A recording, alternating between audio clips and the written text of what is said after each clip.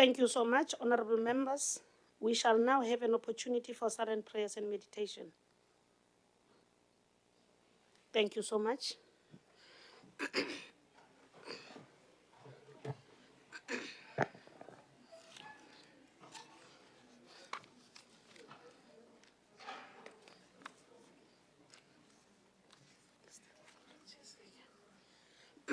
I take this opportunity to greet you, honorable members. Today we are very excited. Honorable Jerry Maseko, you have made us proud.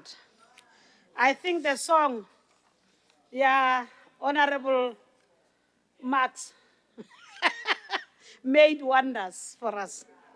We really appreciate. Indeed, there is one thing, Honorable Maseko, that unites South Africans: sports. Yeah. Honorable members, thank you so much. We take this opportunity to welcome and greet the Honorable, the Premier, Dr. Pipura Matuba, in his absentia. Let's greet all MECs present today. Let's greet the Deputy Speaker, Metebo Mamrovela, the Deputy Chair of Chairs, Honorable Mukoni, Deputy Chair of Chairs, Honorable Ngobeni, our Chief Whip, Honorable Mokhonyana, Deputy Chief Whip, and the entire Whip Party, and all chairpersons of committees. But let us greet the leader of the opposition. Today they are here, they are warmly welcome in numbers, and as well greet the other parties, the DA. And we did receive apologies, honorable members. The first apology we've received is for the Honorable the Premier due to urgent matters that she's attending to, but as well other apologies we've received. I won't read all of them, but most of the people, you don't see them here, they have apologized formally. So I will now move to the next item, which is item 2, honorable members.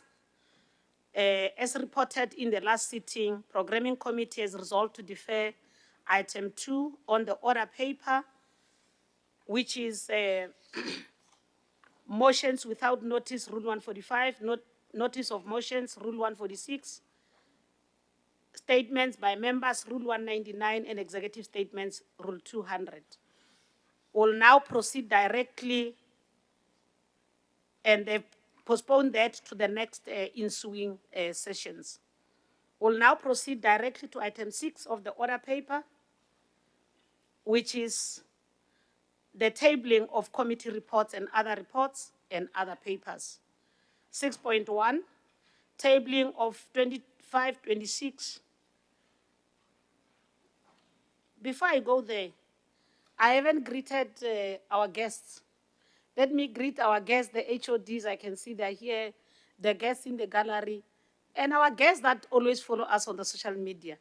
We greet you, and we appreciate that you always follow us to see that this legislature is serving the people of the province. 6.1 is the tabling of 2025-2026 municipalities' annual and oversight reports. Honorable MEC Coxter. Honorable MEC Makamu.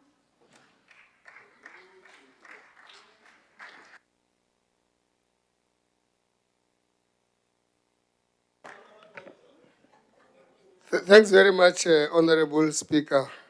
Greetings to the Premier in absentia, colleagues, MECs, the Chief Whip, Deputy Chief Whip, the Chair of Chairs, Deputy Chair of Chairs, the Chair of the Portfolio Committee on Coxstar, and members and all other members in the House.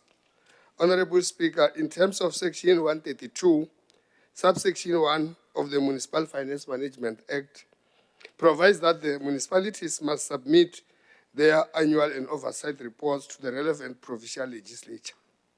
Madam Speaker, in line with this provision of the above-mentioned legislation, I hereby table the following municipalities' annual and oversight reports for the financial year ending 2024-25 for consideration by this August House. The following municipalities have submitted their annual and oversight reports: Vapalabura Local Municipality, Villavilla Local Municipality, Blowback Municipality, Collins Chavani Municipality, Elias Mtwaledi Municipality, Ephraim Mukhale Municipality, Fitaho Mutubatsi Municipality, Greater Guyana Municipality, Greater Litaba Municipality, Greater Zanin Municipality, Lipelenkumpi Municipality, Lipalale Municipality, Makado Municipality, Makudutamaka Municipality, Maruleng Municipality, Mutimule Mukopong, Mukhalakwena Municipality, Mulemule Municipality, Musina Municipality, Pulukwani Municipality, and Tulamela Municipality, the Capricorn District Municipality, Mopani District Municipality, Skukune District Municipality, Vembe District Municipality, and the Waterberg District Municipality. Honorable Speaker, I must report that the outstanding annual report and oversight reports is for Tawazimbi Local Municipality, which were busy supporting the municipality so that finally the submission should be made.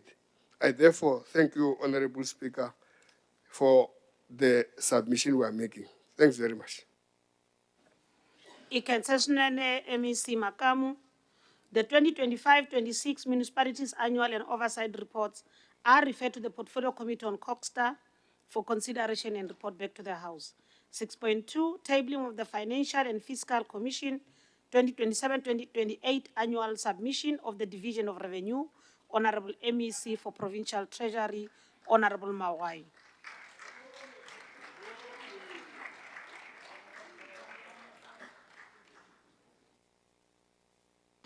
Madam Speaker, members of the Legislature, Financial Fiscal Commission is an independent constitutional advisory body that makes recommendations to Parliament and provincial legislatures on the equitable division of revenue between national, provincial, and local government.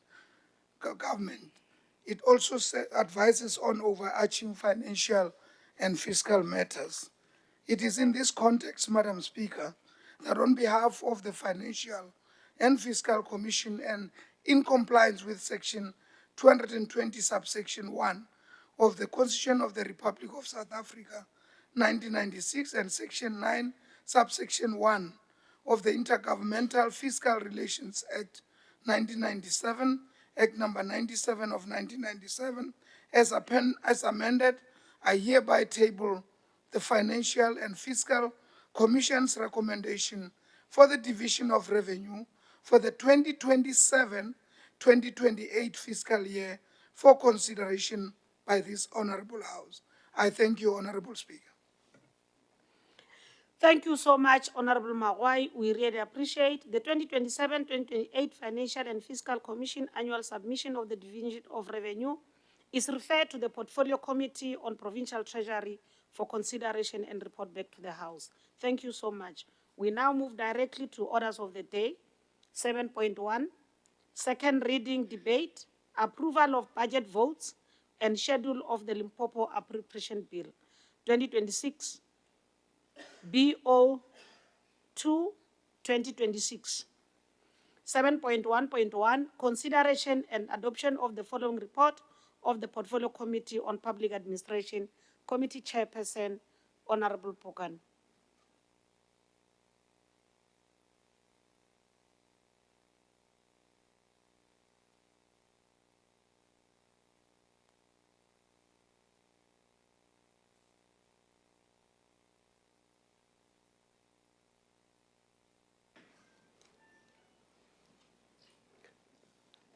Greetings to the Honorable Speaker, Dr. Malcolm Krupecha, the Deputy Speaker present here, Honorable Debo Mamurovela, the Leader of Government Business, Mpate Makamu, the Premier in absentia, the members of the Executive Council, the Chief Whip, the Deputy Chief Whip and the entitled of the Whippery, the Chair of Chairs, Ntate Thabo Mokone, the Deputy Chair of Chairs, Bontate Nkobeni, the Chairpersons of Committees, the Leader of Opposition Parties present here, all honorable members who are present here, and our guests. Honorable Speaker, allow me to table the report of the Portfolio Committee on Public Administration of 2026-2027 annual performance plan and budget for the Office of the Premier for consideration and adoption. Thank you, Honorable Speaker. Thank you so much, Chairperson, Honorable Pukani. Can I call for the secondant for the adoption of the report, Honorable Piedi? Thank you very much, Honorable Speaker. I rise to second the presentation made by Honorable. Thank you so much. We shall now refer to the speakers list. The honorable member that is opening the debate is Honorable Metle Ramutlola Dikelate.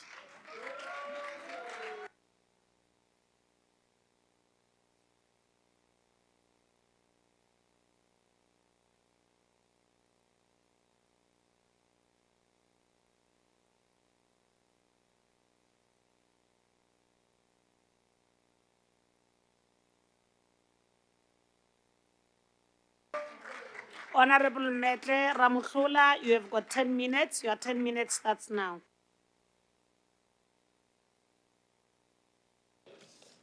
Thanks very much, Honorable Dr. Speaker, Mako Mama Kurupechi, the Deputy Speaker, Honorable Mamorobela, the Premier, Dr. Premier Ramatuba in absentia, the Leader of Governance Business, members of Executive Council, the Chief Whip and the Deputy Chief Whip present here, Chair of Chairs and Deputy Chair of Chairs, Chairpersons of Portfolio Committees, Whip Harry, honorable members, and guests in the gallery. Allow me,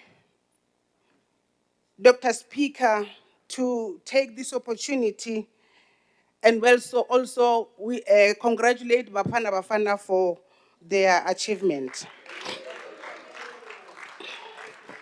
Dr. Speaker, today we rise not merely to consider the budget vote and an annual PP plan, annual performance plan, but to assess the extent to which the Office of the Premier remains the engine room of governance and coordination, oversight, and also accountability in our province. The 2026-27 annual performance plan of the Office of the Premier comes before this House at a critical period in the history of our province and our country. The people of Limpopo continue to place their hopes and aspirations in the government that is responsive, ethical, developmental, and capable of transforming their lives. It is therefore our responsibility as public representatives to ensure that every program, every target, and every rand allocated through this budget contributes meaningfully towards improving the lives of our people. Honorable Dr. Speaker, the priorities contained in this annual performance plan and aligned to the medium-term development plan, the National Development Plan and the Limpopo Development Plan. More importantly, they are aligned to the daily realities experienced by our people in villages, townships, and farms and urban centers across the province. The triple challenges of poverty, inequality, and unemployment continues to confront us. Young graduates remain unemployed. Families continue to struggle with the rising cost of living.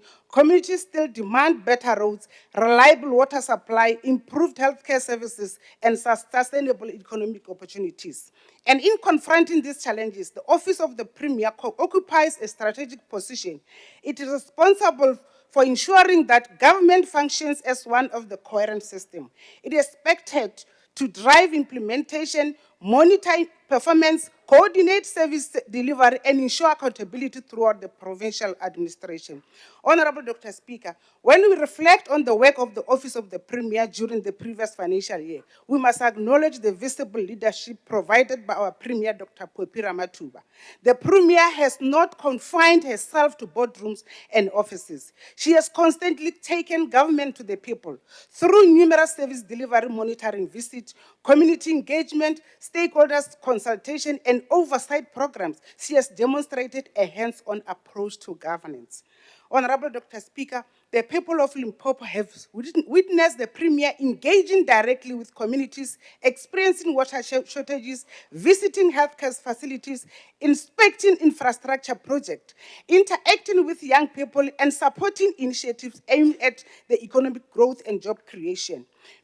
Many will recall her state of the province address, when she outlined a bold vision for economic development, infrastructure investment, and improved service delivery.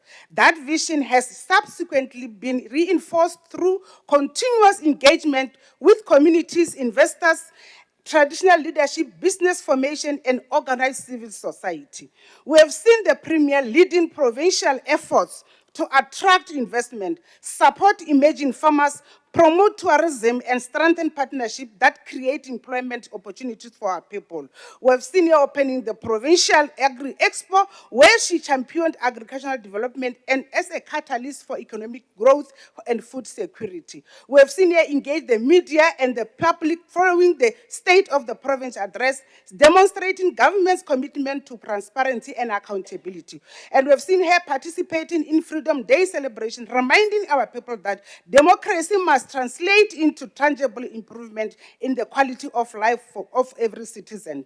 These are not ceremonial activities, Chairperson. They are practical demonstration of leadership that seeks to connect government with the people it serves.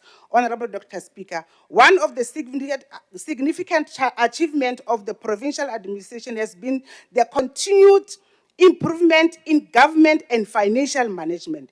The fact that 5 departments, including the Office of the Premier, achieved clean audit outcomes, while 7 departments obtained unqualified audit opinion, is evidence that deliberate efforts are being made to strengthen accountability and financial discipline.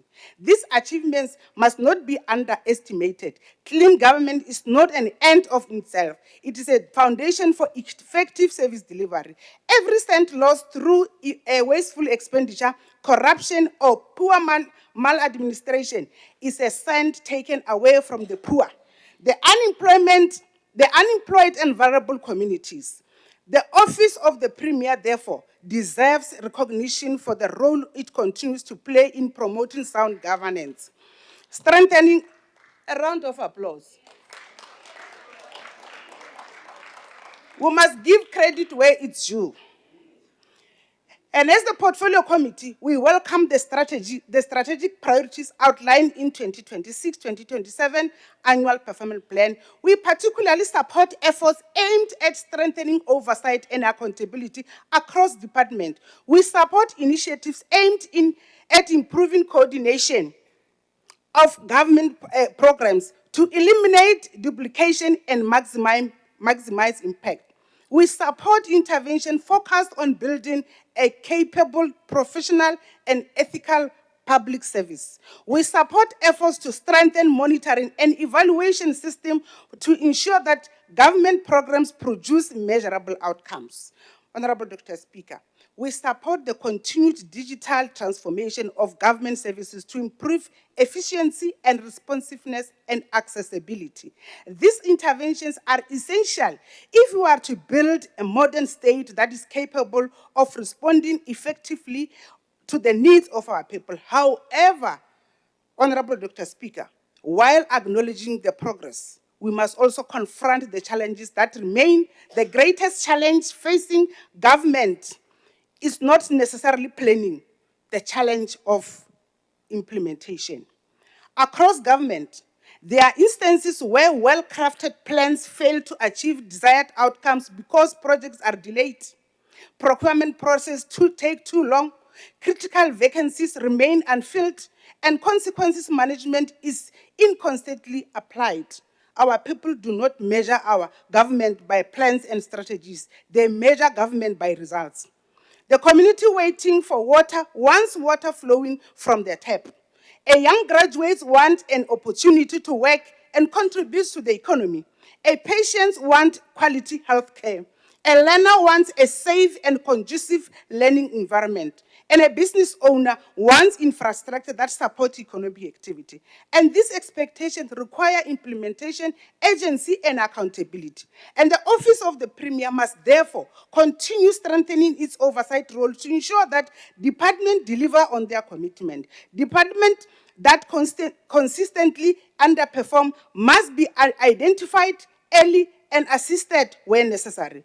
Where there is negligence or poor performance, corrective actions must be taken decisively.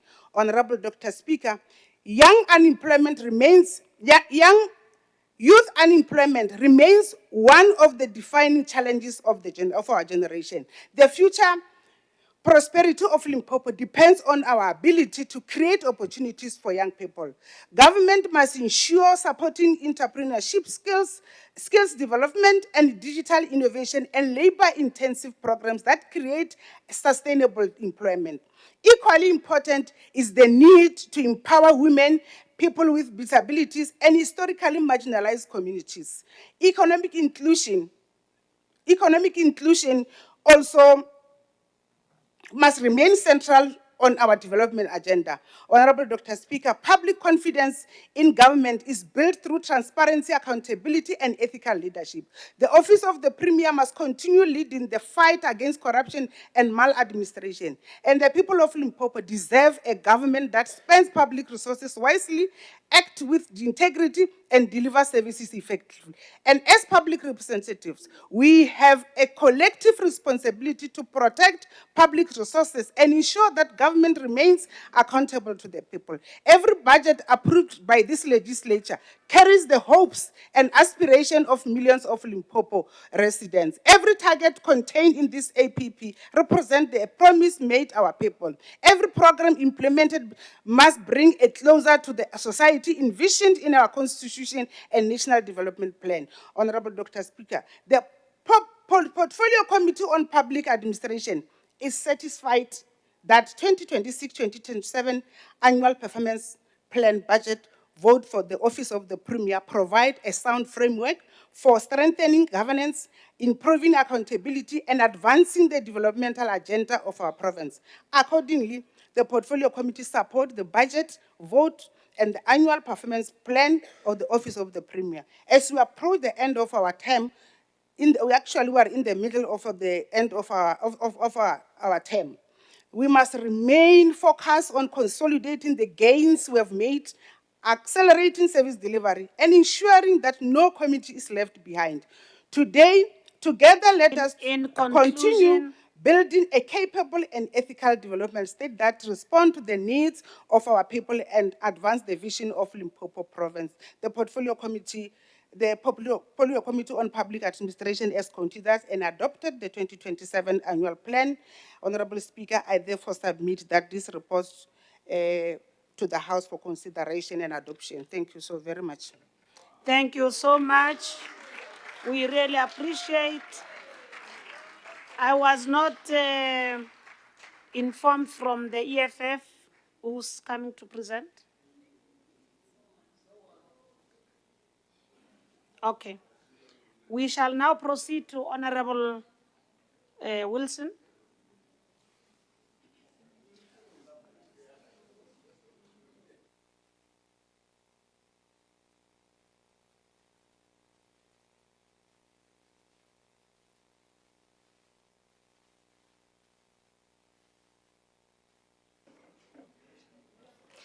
Thank you, Speaker. Viva Bafana, viva. The Office of the Premier is the nerve center of provincial government. It is where coordination must become action, monitoring must become intervention, and accountability must become consequence. The Office's own APP plan describes it as the strategic center of provincial government, responsible for driving policy, coherence, strengthening governance, enhancing institutional performance, and ensuring implementation across the province. So the DA asks, does the 653 million budget strengthen the Premier's office to enforce delivery across government, or does it merely fund the language of coordination without the discipline of enforcement? Speaker, Limpopo is a province of enormous potential. Our people are not short of talent, ambition, resilience, or determination. They are short of a government that matches their hopes and aspirations. Under this government, communities are left with dry taps, failing municipalities, collapsing infrastructure, growing crime, deepening unemployment, and corruption that continues to erode public trust. But we must never confuse the failure of government with the failure of our people. Our people have not failed. The provincial government has failed them. Speaker, the Premier celebrates clean audits, expenditure performance, and administrative achievements. And this should be acknowledged. That is indeed true. But people do not experience government through audit outcomes alone. They experience governments when water comes out of the taps, roads are maintained, clinics functional, municipalities respond, and those responsible for wrongdoing face real consequences. Clean audits must translate into clean water. Plans must translate into delivery. Speaker, this Premier speaks about accountability, ethics, vetting, lifestyle audits, and anti-corruption initiatives. But the real test is in the consequence management. The office's own APP acknowledges severe disciplinary case backlogs across all departments, with cases remaining unresolved beyond legislated timeframes. That is not accountability. It is delayed accountability, which too often becomes no accountability at all. How many officials have been disciplined? How much money has been recovered? How many lifestyle audits have led to investigations? How many supply chain irregularities have resulted in dismissals or criminal referrals? Limpopo does not need more slogans about ethical government. It needs a government that is prepared to catch the culprits, convict the offenders, recover stolen money, remove the corrupt from office, and clean up governance across departments, entities, and municipalities. Ethics roadshows do not defeat corruption. Consequence management does. We must catch, we must convict, and we must clean up governance in Limpopo. Speaker, water is now one of the clearest tests of whether the Premier's office can coordinate real intervention. Her speech referred to water war rooms, strategies and plans. But communities do not drink strategies. They do not wash in war rooms. They need water. Across Limpopo, water failures are no longer isolated incidents. They are symptoms of municipal collapse, poor maintenance, weak planning, infrastructure decay, and a failure to intervene early enough, if at all. The DA therefore asks, which municipalities are in a crisis? What funded intervention plans exist? Who is responsible for the implementation, and by when will our poor communities see reliable water? War rooms must not be talk shops. Water rooms cannot be about talk. They must produce results. Speaker, the Premier, Limpopo is not broken. Its people are not broken. Its potential is not broken. What is broken is an ANC-led government that has failed to match the hopes, resilience, and ambitions of the people it is supposed to serve. Premier, we pray, please fix this. Thank you. Thank you so much. We'll now request the chair of the committee, Honorable Pukani Johannes Maudu, to come and close the debate.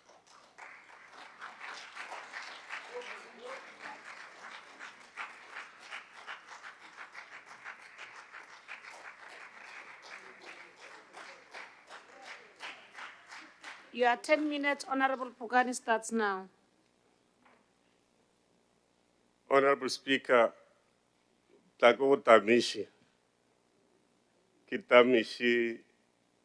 the entirety of the House present here. I wouldn't want to waste time.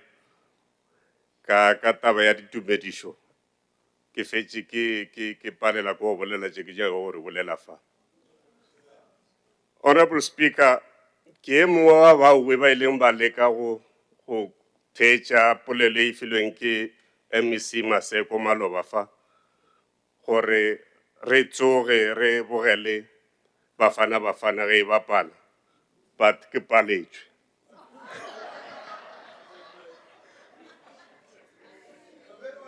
Ke lekile ka palelwa, but ke tsošitše bošego ke mašata ka mo provinceng ge batho ba celebrate gore Bafana Bafana e win. Ka gare ga mašata a ua magolo a ba diriwa faowe ke ile ka kgone go kwa le lentšu la MEC Maseko le chairperson the chairperson of the Portfolio Committee of Sports, Arts and Culture. In the midst of the play, I could identify the voices of those honorable members. Indeed, it would be amiss of me, Honorable Speaker, if I do not add my voice in congratulating Bafana Bafana for this splendid win.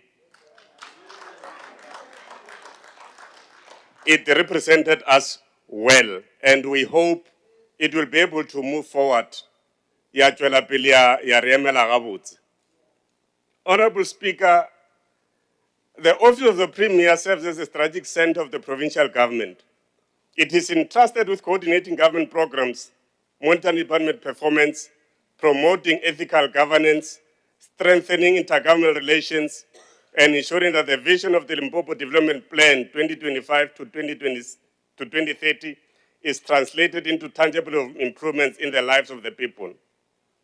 Honorable Speaker, the Office of the Premier has been allocated a total budget of 653 million for the 2026-27 financial year, representing an increase of 20.2% compared to the previous financial year's adjusted budget. Of this amount, approximately 56% is allocated to compensation of employees, 41% to goods and services, 2% to capital assets, 1% to transfers and subsidies.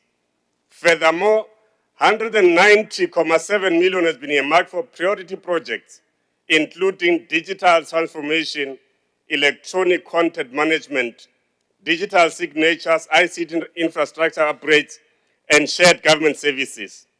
This allocation, Honorable Speaker, demonstrates government's commitment to building a capable, ethical, and modern public service. We must acknowledge, Honorable Speaker, that the budget as allocated has been distributed in the following fashion. Administration, 179.8 million. Institutional support, 271.8 million. Government policy, 201.9 million.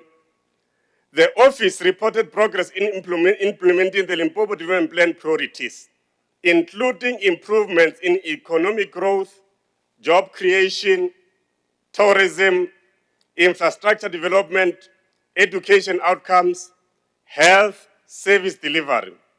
These achievements, Honorable Speaker, really it's a contradiction of what Honorable Wilson has indicated here. So there is a demonstrable indication that the Office of the Premier is moving forward, is progressing in ensuring that the objectives of the Limpopo Development Plan are being achieved. But we must acknowledge, of course, that there are challenges in the process.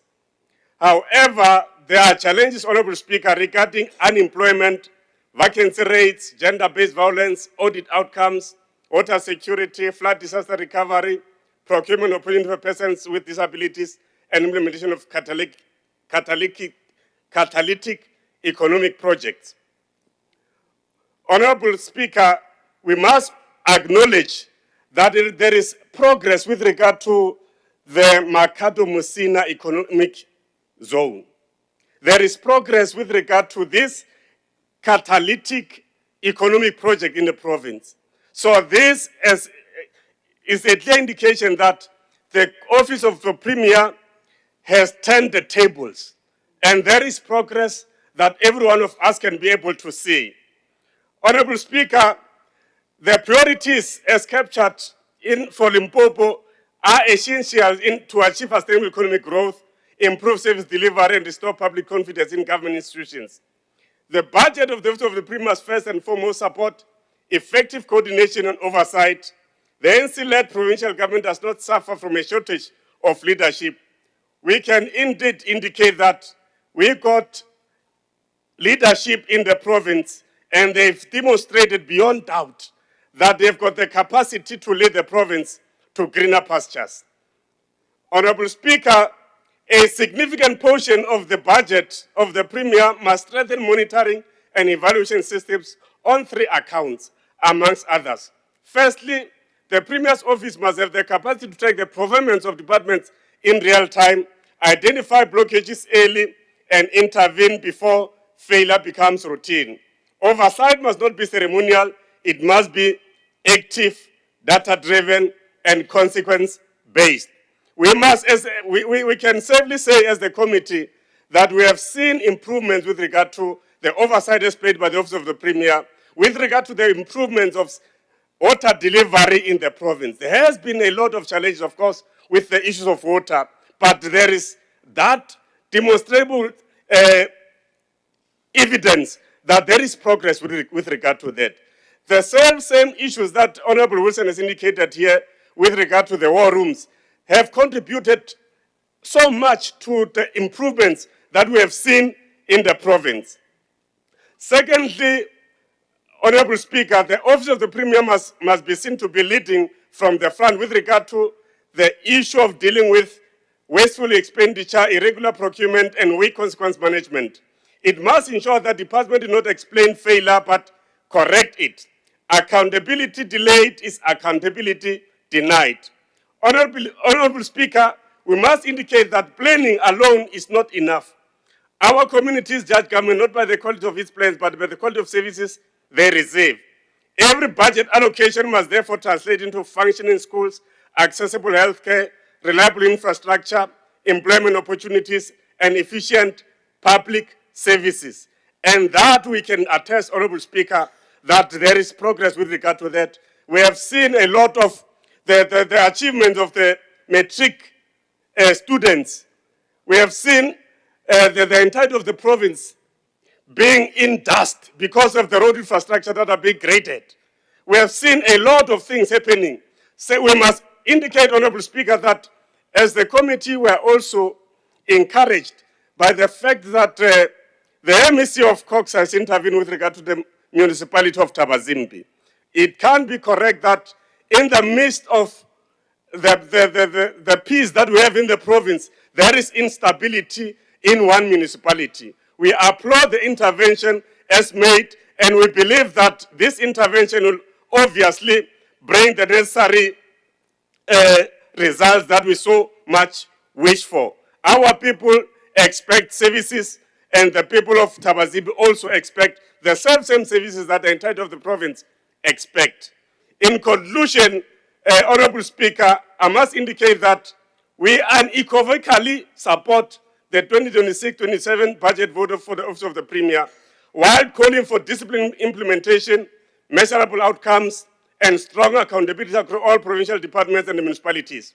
Let this budget vote not simply be a financial allocation, but a commitment to good governance, efficient service delivery, and inclusive development for all the people of Limpopo. We would be able to say safely that the people of Limpopo are enjoying services if the entirety of the province, they are receiving water.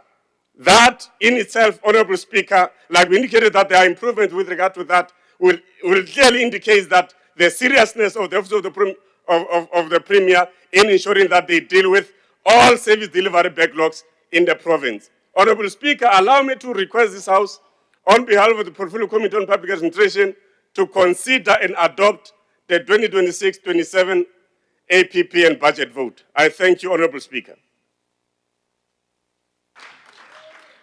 Thank you so much. We just concluded that debate. We shall allow Honorable Mawai to come and respond on behalf of the Premier to the debate.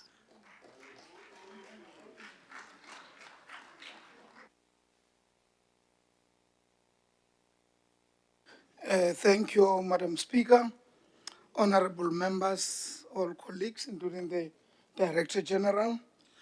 On behalf of the Premier, indeed, I would like to respond as follows, perhaps to assist, to say it should be known that you can only measure the results by really following acceptable indicators. In all standards, one of the best run provinces in South Africa, if not the only, is Limpopo. This I don't say out of thumbsuck. Facts speak for themselves. It is because of the leadership, the direction of the office of the Premier, the Premier leading the office of the Premier, and the 10 members of the executive that the Premier is leading. It therefore cannot be true that people will not eat plants. If I would be very honest, the first precondition for service delivery is clean audit. Clean audit. In the past, long time ago, audit was about financials. It was about financial statements, credibility thereof. As from the last few years, performance is being audited, and there are findings that can affect the outcome. I don't know what to believe between what the constitutional institution that is meant to support democracy and give evidence of what success is and a perception that it is not. I therefore submit that and thanking the Portfolio Committee on Provincial Administration for its very insightful guidance, and including all of them, of course, we will take those ideas and advice that have been given to us, and including, among others, improving our technical oversight, or the Office of the Premier's technical oversight in line with its constitutional mandate as per Section 125 of the Constitution. Madam Speaker, I thank you very much, and we thank everyone for this successful adoption, subsequent adoption of the Office of the Premier's budget, and all the matters that need attention will be attended to. I thank you. Thank you very much, Honorable Mawai. We shall now proceed, honorable members, to consideration and adoption of the following report of Oversight Mechanism Committee. Ridovitsa votovere vomitia vatu chivase.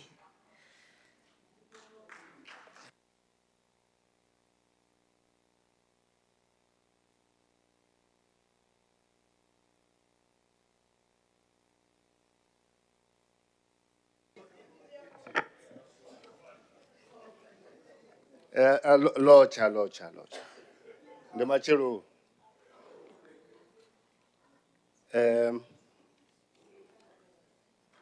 Deputy Speaker, honorable members,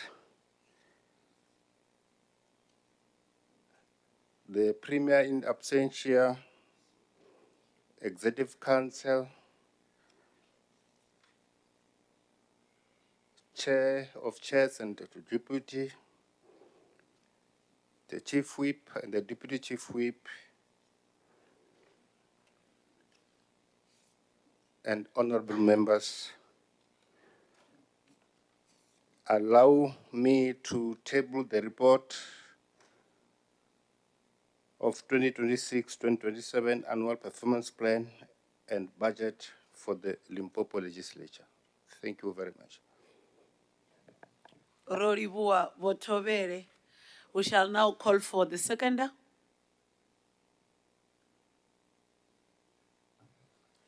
Honorable Nkonyan.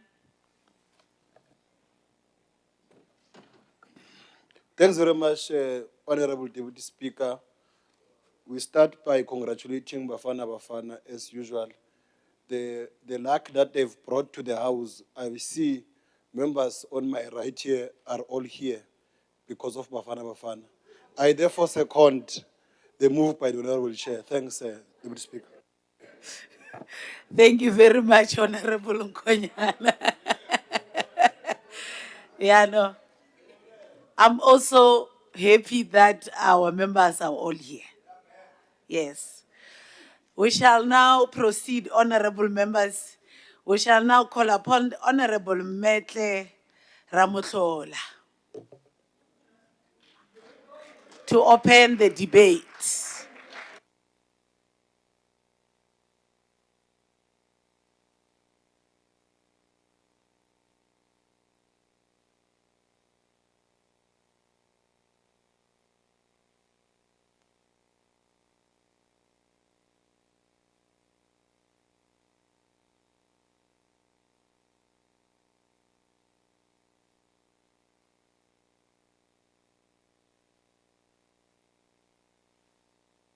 Very much, Honorable Deputy Speaker and Honorable Dr. Speaker. Let me not waste time in terms of greeting you. The protocol has been observed.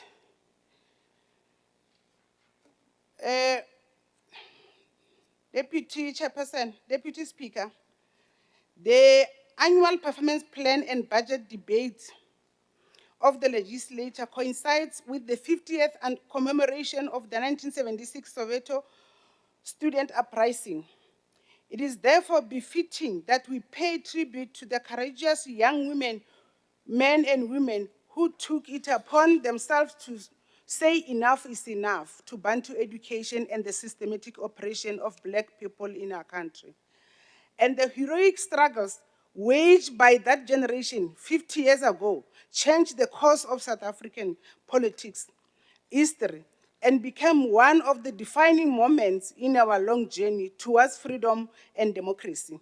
They confronted injustice with extraordinary courage and determination.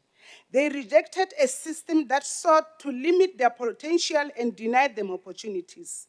Many paid their ultimate sacrifices so that future generations could enjoy the freedoms and opportunities that we have today. And their commitment to the total emancipation of the youth and the pursuit of quality education for all was never in vain. As we commemorate their contribution, we must continue to strengthen the implementation of South African Schools Act and the Higher Education Act while advancing the project of access, transformation, and redress within the education sector.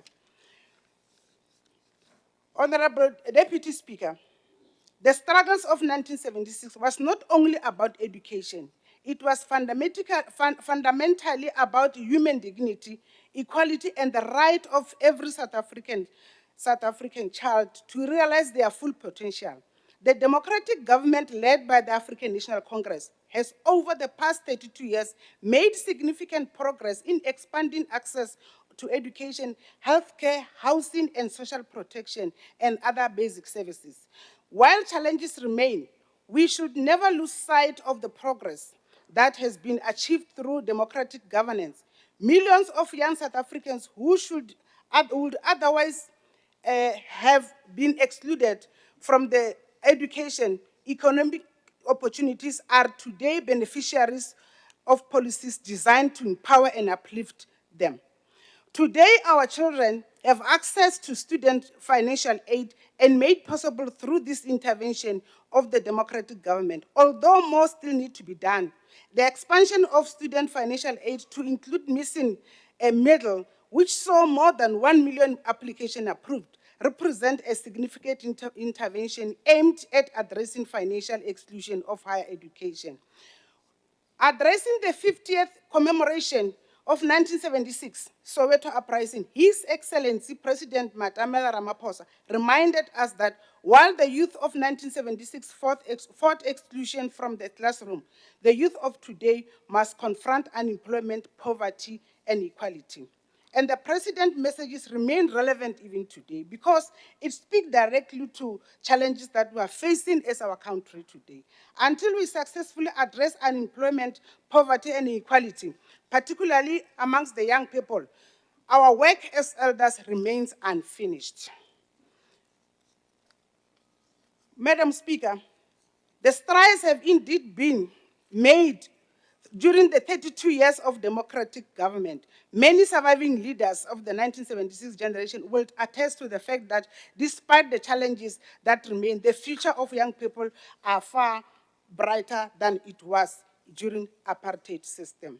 Honorable Dr. Speaker, the annual performance plan budget for 2026-27 financial year of Limpopo Provincial Legislature once again provide us with an opportunity to reflect on the impact we are making as an institution in holding the executive accountable, including the government delivers on its commitment to the Limpopo people.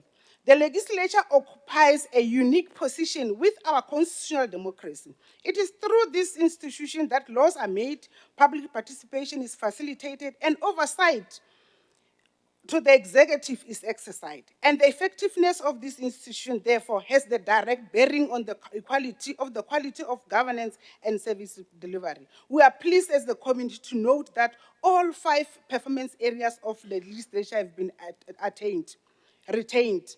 These include member support mechanism, a political party support, improved governance and responsiveness, improved capacity and effectiveness, improved oversight mechanism, and lawmaking in public participation. The retention of these priorities demonstrate consistency and an appreciation of the legislature constitutional mandate. These outcomes are aligned with the budget and provide framework for the effective implementation and programs during the financial year under review.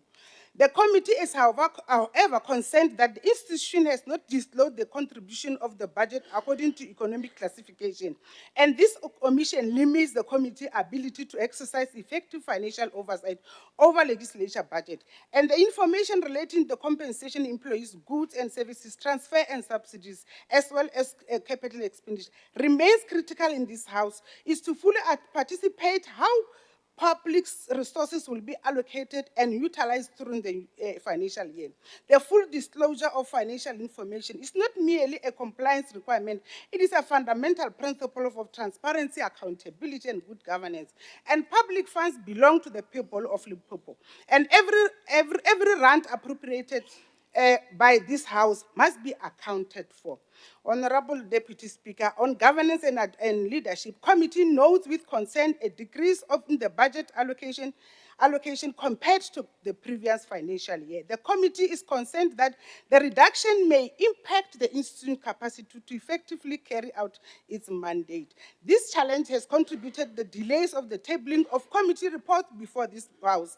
A practical example is the fact that some fourth quarter departmental reports for the 2025-26 financial year, including that of the legislature itself, are yet to be tabled and referred to the committees despite the commencement of the new financial year. And the committee therefore calls upon the legislature to strengthen planning processes and ensure that all gaps relating to the legislative programs are addressed. And the delaying of the reporting weakens the oversight, undermines the accountability, and effective oversight depends on the timely access to the information. Honorable Dr. Speaker, the legislature has further committed itself to ensuring that quarterly reports and annual plan are tabled before the committee, and as referred to the committee during the current financial year. And this commitment is welcomed because it will ensure that decisions of the programming committee, provincial speakers forum, internal arrangement committee are implemented effectively. And if achieved, this target will significantly contribute towards improved governance, responsiveness, and accountability within the institution. And on protocol and international relations, the committee is of the view that improving party support mechanism requires active participation in Commonwealth Parliamentary Association, initiate activities as well as local, regional, and international. And the committee has previously proposed that study tours involving matters on common interest be consolidated where possible. Such an approach should promote efficiency, reduce costs, and maximize institutional learning. On political party and member support, the committee remains a view that meaningful public participation can only be achieved if political parties and members adequately support and engage with its constituencies. Dr. Speaker and the program facilitator, Deputy Speaker, we are further encouraged that by the progress made by the Parliamentary Village Housing Project being implemented by the Department of Public Works and Road Infrastructure. The completion of these projects will improve the working conditions of members and reduce the burden placed upon the members who are traveling long distance in order to fulfill their responsibilities. In conclusion, Chairperson, as I conclude, we must remind ourselves that the legislature occupies a unique and important place in our constitutional democracy. The people of Limpopo expect this institution to serve as a vigilant guardian of accountability, transparency, and governance. The generation of 1970s fought the political freedom and equal opportunities, and it is our responsibility to ensure that those gains are consolidated through effective oversight, meaningful and public participation, and responsive governance. We must continue to strengthen this institution so that it remains capable to hold the executive accountable. The Oversight Mechanism Committee is satisfied that the 2026-2027 annual performance and budget provide a sound framework for the legislature to fulfill its constitutional mandate. I therefore move that the annual performance plan and budget for 2026-2027 financial year be adopted. I thank you so very much. Thank you very much, Honorable Metle. We shall now proceed, honorable members, to Honorable Molapo Walter Samuel.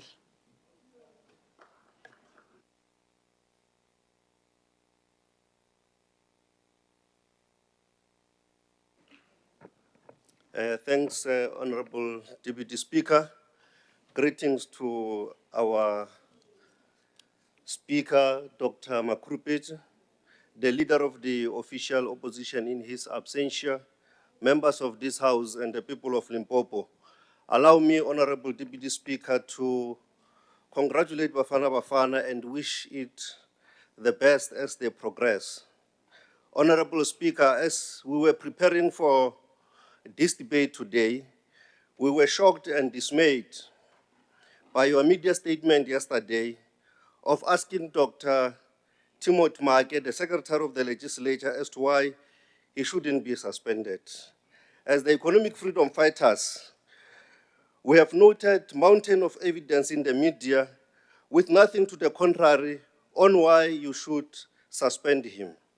In all fairness to the people of Limpopo, we cannot be expected to sit here and support a budget that was prepared by Dr. Make.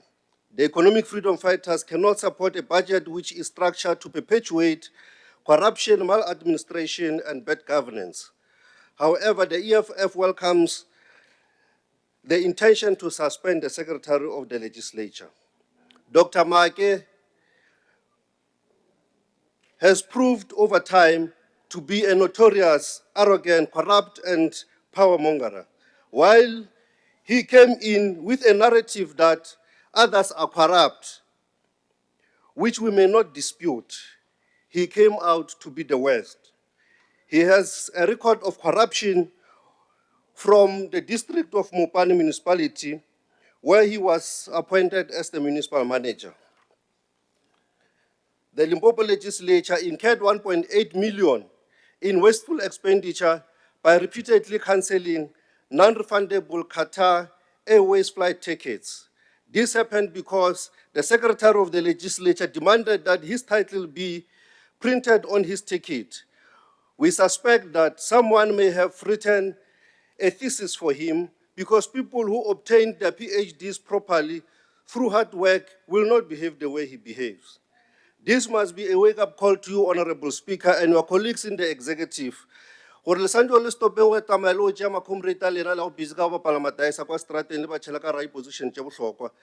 that will be to undermine the intelligence of the people of Limpopo. If you truly love this institution and you are prepared to save your career, Honorable Speaker, Dr. Make should be suspended immediately, be put through disciplinary processes, and ultimately dismissed. Your media statement indicates that he must explain himself by the 29th of June 2026. This to us is a waste of time and resources, and it continues to damage the image of the institution. The EFF is exonerated in this regard, Honorable Speaker, because On numerous occasions in this House, we raised our dissatisfaction about the appointment of Dr. Make, who had a dark cloud over his head. On the 12th of November 2026, the Economic Freedom Fighters issued a media statement and explained why Dr. Make is not a fit and proper person to be appointed. We also want to take this opportunity to remind the House and the Premier of this province that we warned her about the appointment of the MEC for the provincial treasury.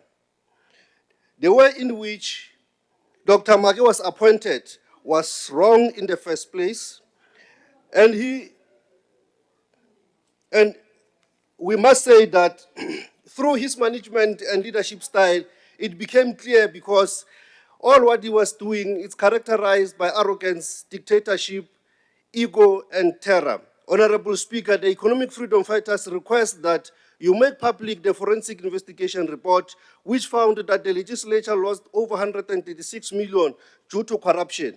The report must be tabled here so that those that are implicated can be held accountable openly and equally. Honorable Speaker, you need to conduct a forensic audit on all positions and promotions filled since Dr. Make took over as the Secretary of the Legislature. Furthermore, you must conduct a skills and qualification audit on all appointments that have been made during his tenure to establish whether all employees are fit for purpose in relation to the positions in which they were appointed for. Honorable Speaker, our observation is that people were just appointed and rewarded for being loyal to the Secretary of the Legislature at the expense of competent and deserving candidates. There are serious allegations of appointments of cronies, girlfriends, boyfriends, family members, promotions of some executives who can't even generate proper and sound reports. Positions were advertised with a predetermined outcomes, with full knowledge of who will be appointed. It is only your department, Honorable Speaker, that regressed in the last financial year in terms of the report of the Auditor General. The Economic Freedom Fighters reject this budget on the basis that it is not people-oriented and it lacks developmental agenda. The budget must be rejected, Honorable Speaker, because it was developed and structured by a man who yourself, as the Speaker of this House, and your political party do not have confidence in. With all serious allegations leveled against him, the Secretary of the Legislature, we have no choice but to reject this budget, which is structured to advance corruption. Thank you. Thank you very much, Honorable Molapo. We shall proceed, honorable members, to Honorable Max Harnamas. Hermanas. I must pronounce it well. France.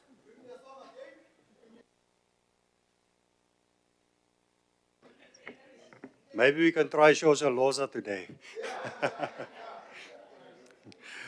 Honorable Speaker, we were in good spirits on Tuesday, and this morning we are in better spirits. Because that song, I believe they listened to it, because they played as a team.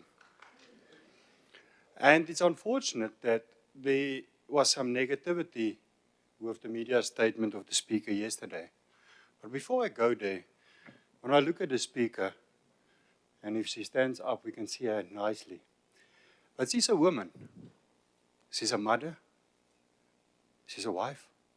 I will not say I see a grandmother, because then she's going to say she's old. But she is a person. And as public reps, we are all persons. We got a responsibility. But once she put on her jacket, her robe, she goes and sits there, it's a very hot seat to be in. What we saw in the media is not evidence, like the EFF Speaker has said. It's allegations.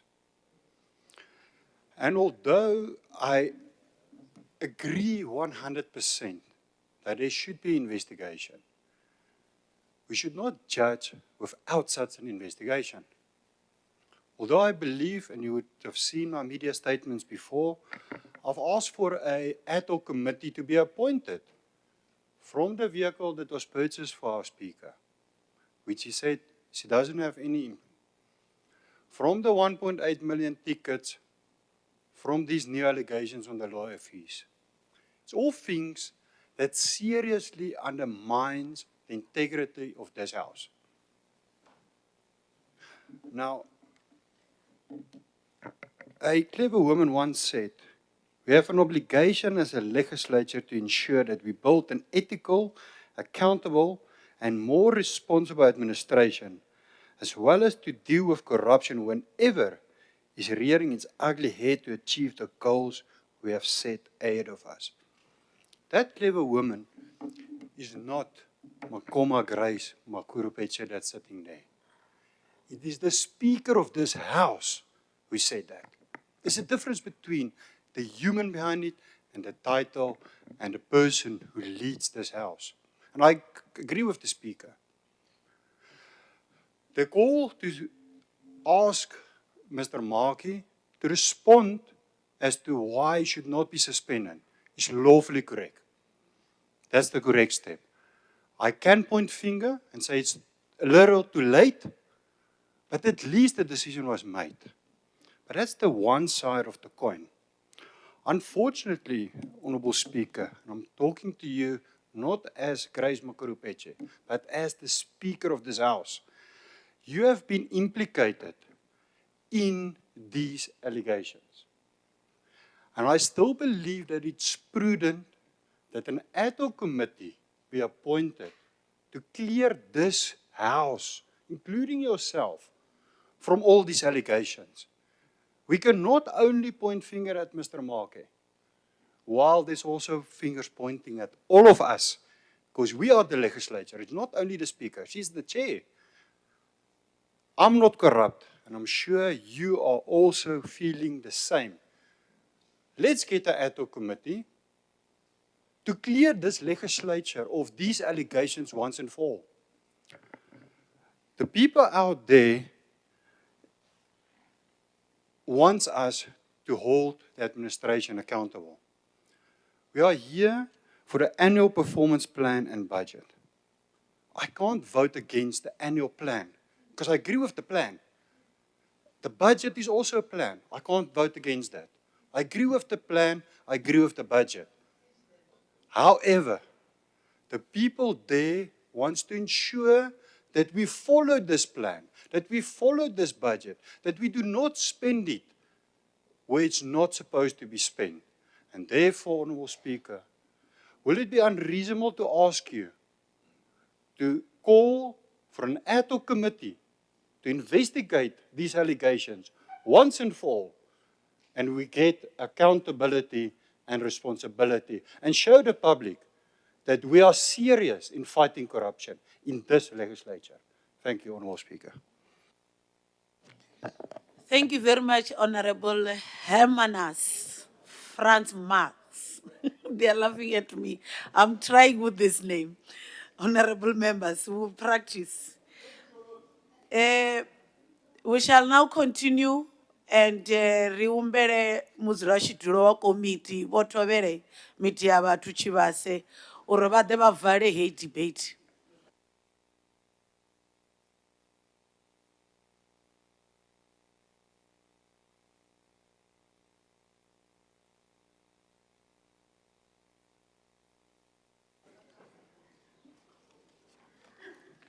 Honorable Deputy Speaker, the Premier in absentia and the Executive, Leader of Government Business, Chief Whip and Deputy Chief, Leader of the Official Opposition, Chair of Chairs and its Deputy, members of this August House, Ndiabaresha. Honorable Deputy Speaker, as we rise today to debate the 2026-27 Annual Performance Plan and Budget of the Limpopo Provincial Legislature, we do so at a moment of profound reflection for our nation. Across the country, the disturbing incidents targeting undocumented African foreign nationals have unfolded, casting a shadow over our collective commitment to the values upon which our democracy was founded.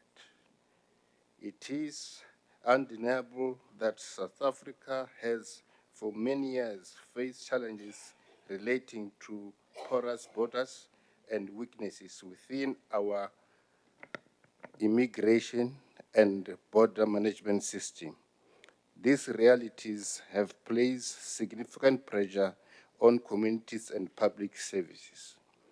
However, while we acknowledge the urgent need to strengthen and normalize our border management system, it can never be acceptable for individuals or pressure groups to assume the role of law enforcement and take the law into their own hands.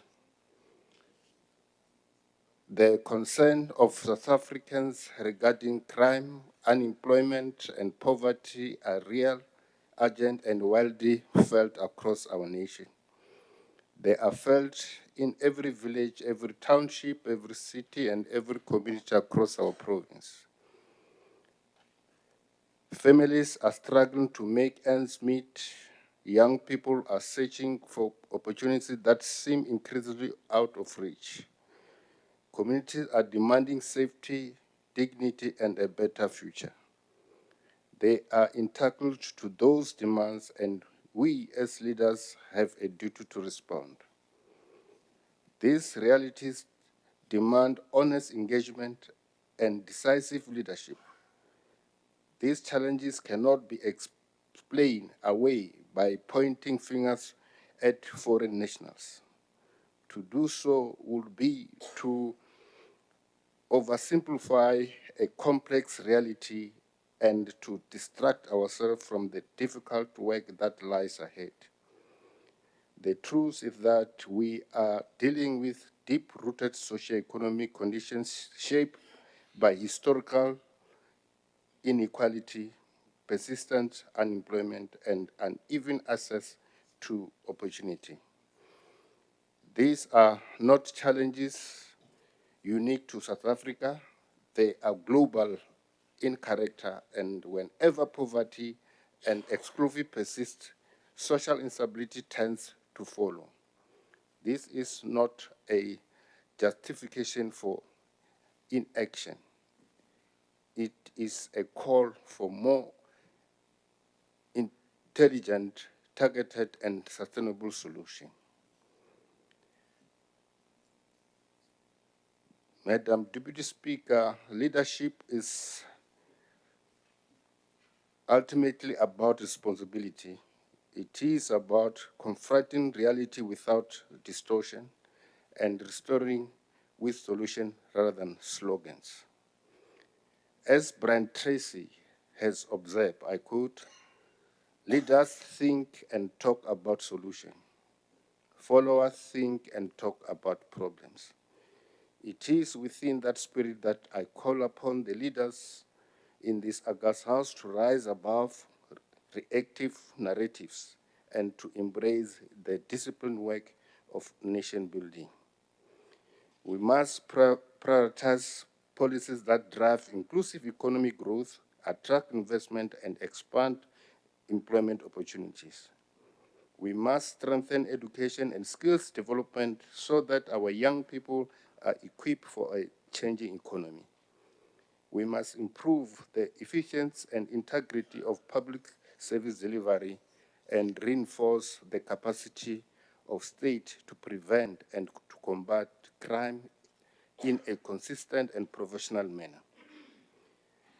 The 2026-2027 Annual Performance Plan and Budget of the Limpopo Provincial Legislature, as presented to the Oversight Committee,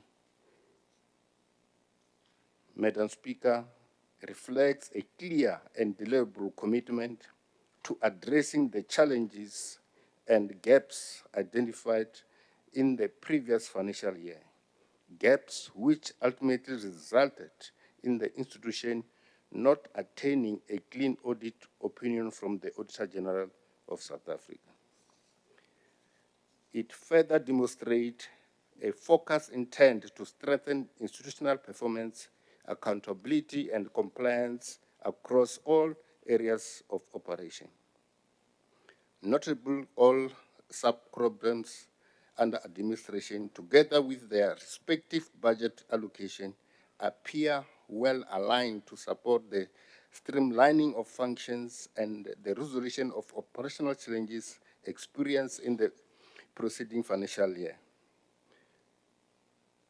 The plan targets and corresponding budget allocation to each sub-program under administration should indeed provide the political leadership of the legislature, together with its support services, with the necessary capacity to secure a clean audit outcome for the year under review.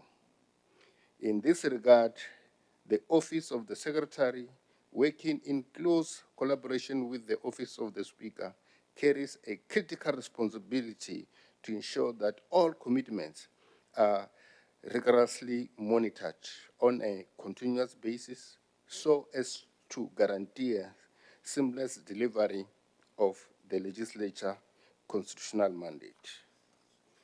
Furthermore, the Office of the Secretary must ensure that all systems designed to support the work of members of the legislature are effectively streamlined, strengthened, and optimized to enhance both efficiency and overall institutional effectiveness. Deputy Speaker, in relation to human resource management, the implementation of HR policies, together with the timely filling of vacant posts, remains central to the effectiveness of our human capital in delivering quality service to both internal stakeholders and external clients of the institution. Equally, the implementation of the Employment Equity Plan, the continuous updating of the employee disclosure of interest register, and the prosper orientation of newly appointed staff are critical components for strengthening institutional governance and compliance. We therefore call upon the legislature through the Office of the Secretary to ensure that the long overdue matter of employee disclosure of interest is urgently prioritized, expedited, and brought to finality without further delay.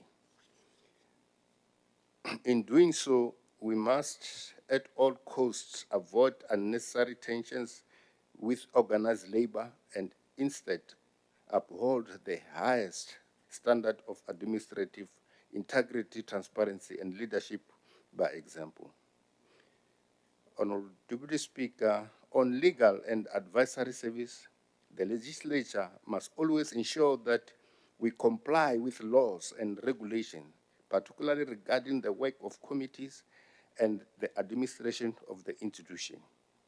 The legislature must ensure that the legal section of the institution is fully capacitated so that the legal support provided to committees and its administration is sound and well coordinated. The legislature must ensure that all litigation referred with instruction and the percentage of contracts and service level agreements are finalized within the stipulated time frame of request so that necessary legal advice is provided to the institution within prescribed timelines. The committee is concerned, Madam Speaker, that the sub-program does not have clear indicators to address the legal support to committees and requests that the matter is addressed urgently. Corporate service are the backbone of the legislature and must be given an apex priority. For the legislature to thrive, its human resource management, records management, communication and information management must always be combat ready to serve the institution. The legislature will be meaningless if the sub-program is inadequate. We have noted with concern as a committee that part of the challenges facing successful mandate of the legislature are inadequate staff, especially the one supporting the legal mandate of the institution, poor planning and implementation, as well as inadequate internal controls. This challenge negatively impacts the terms submissions and tabling of departmental reports, which ultimately leads to late tabling of those reports and their referral to respective committees. Once these challenges are addressed, the mandate of the legislature will be carried out more meaningful than it is currently happening.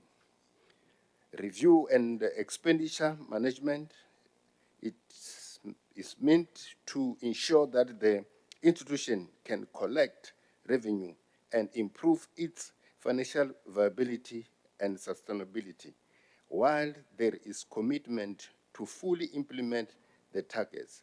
The committee is concerned that institution has outstanding debts owed to it, and the legislature doesn't clarify details of the debts. Due diligence must be done on this item to ensure better management of our revenue and expenditure.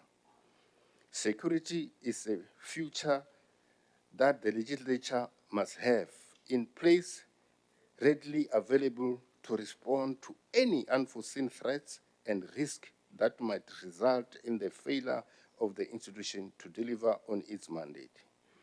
We are classified as a national key point, and therefore the performance of this sub-program is of paramount importance.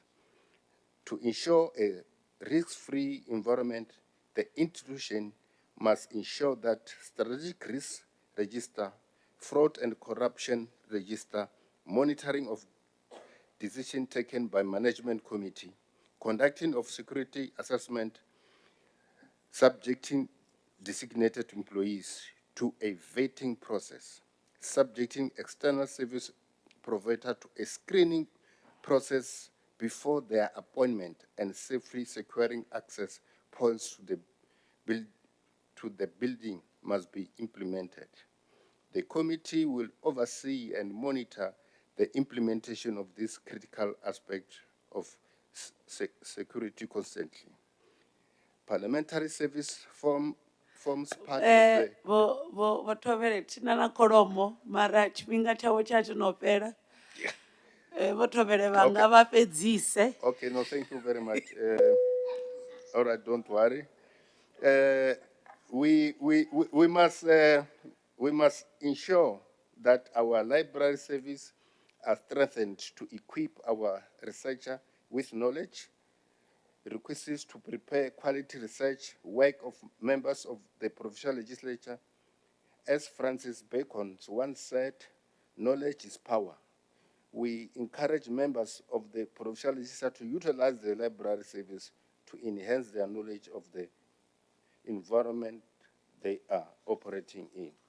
As I conclude, we recommend as the committee that the legislature must table and implement the recommendation of the report, taking the legislature to the people and channel more resources to parliamentary service program as the core business of the legislature. I move that the 2026-2027 annual report and budget for the Limpopo Provincial Legislature be adopted as the report of this August House. I so move, Madam Speaker. Ndoribu. Roribua votovere media vatu chivase. We shall now call upon the Speaker, Dr. Makurupete, to come and do the response.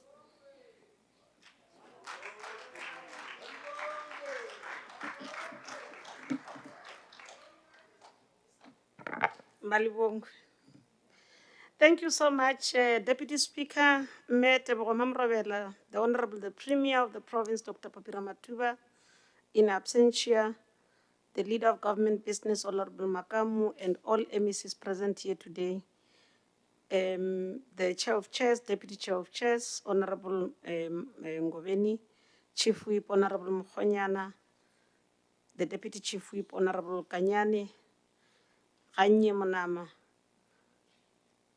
Let me greet all other members of the legislature, but Nditama Ulimelisa Baurwani, Chairperson ya Committee, Prince Midiabatu Chivase, and the entire Committee of Oversight Mechanism. I won't say much greetings, as they already said, Deputy Speaker. It is as well good enough for us as the legislature to say congratulations to the boys. They made us proud. We wish them well in the knockout stages of the World Cup. Let me start by appreciating the inputs raised by today's debate. Honorable members of the August House, Honorable Metle, you said a mouthful, Metle Ramthula. Honorable Mulapo, although you focused only on one item, because you sneaked in our media briefing yesterday, I didn't know that was the reason. Honorable Marx and Honorable Chivase, Bone Muzula Chidulu, Siabulela. From the report of the oversight mechanism, it is now clear that the overall assessment of the budget of the legislature has identified critical structural existing loopholes which require some quick fix. This will help us strengthen the financial systems and focus on attaining the overall legislative mandate of 2026-27 financial year. Deputy Speaker, some of the areas to be addressed includes ensuring that there is a full disclosure of financial information on economic classification to help the committee in its oversight work, particularly on financial performance. We have taken note of this deficiency and hope that committee shall be furnished with full disclosure of financial information on economic classification to make their work easier. We do acknowledge the effect that the delay on submission of departmental reports and processing SCOPA may have on the overall functioning of the legislature and the impact this may have on service delivery. Our resolve as the legislature is to work on the most practical means to ensure that the tabling of reports and SCOPA resolutions are timeously handled. This call for urgent intervention to have this addressed, and this shall be addressed, I can assure the House. Deputy Speaker, in order to ensure accountability and efficiency in the implementation of all decisions taken by the Programming Committee, Provincial Speakers Forum, and internal arrangements, a resolution tracker shall be applied by the Office of the Speaker in collaboration with the Office of the Secretary to ensure that these resolutions are tracked and deviation detected earlier for better results. We agree with the committee that this shall increase our efficiency in implementing decisions of all the forums. The conduct of joint study tours is a necessary end, and I must assure this August House that we have already making strides towards embarking on study tours in areas where there is a convergence of interest across the committee. I can indicate that the Deputy Speaker has been appointed on this matter to be the one that would be facilitating all the study tours moving forward. In a very short space of time, we'll be meeting with all chairpersons of committees so that we are able to explain where there are issues and where we are able to move forward, because we need to move forward quicker in this financial year. It is true that all we need to be assured that allocations accorded to the political parties represented in the legislature are managed and utilized in a responsible manner. Indeed, the auditing of political parties' financial statements shall increase accountability on the management and utilization of the party allocation. This step is a step in the right direction.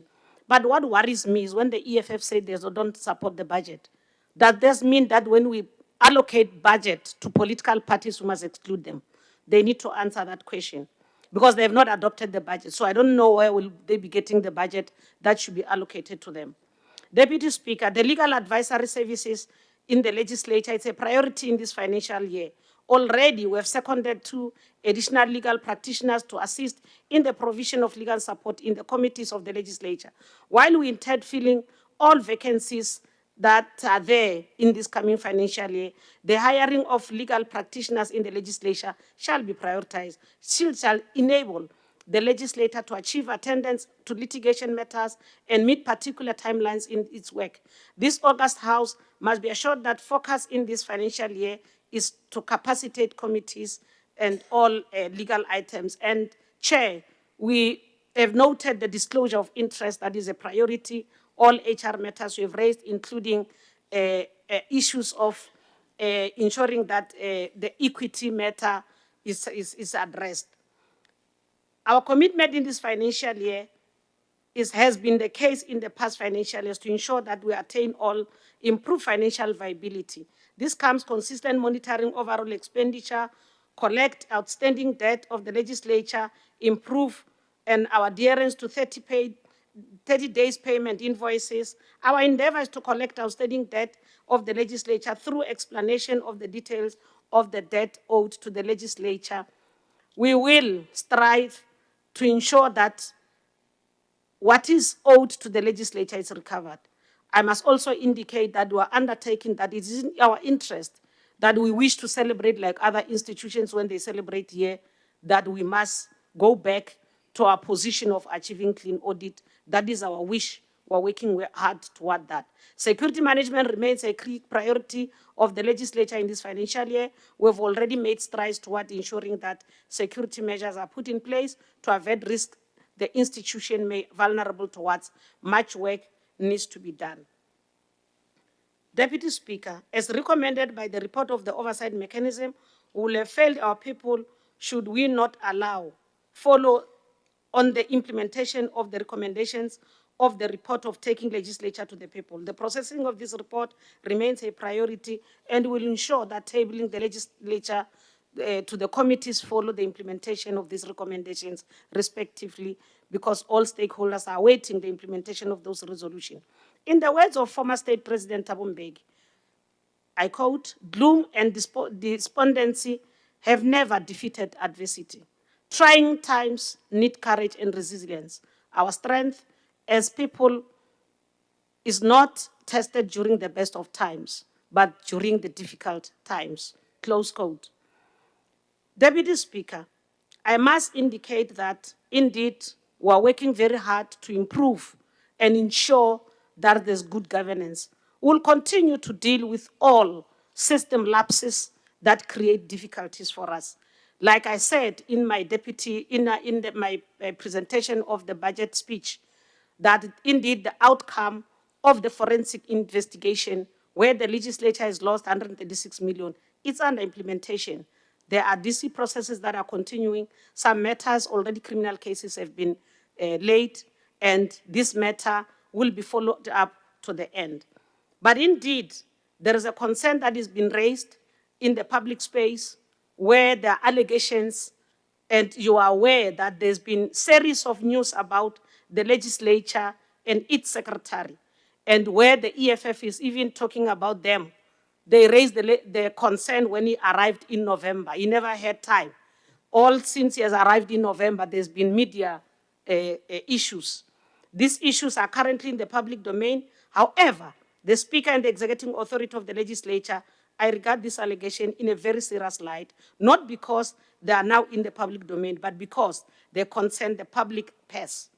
Allegation of this nature has the potential to bring the legislature into disrepute, and as the speakership, we have an obligation to protect the integrity of the legislature.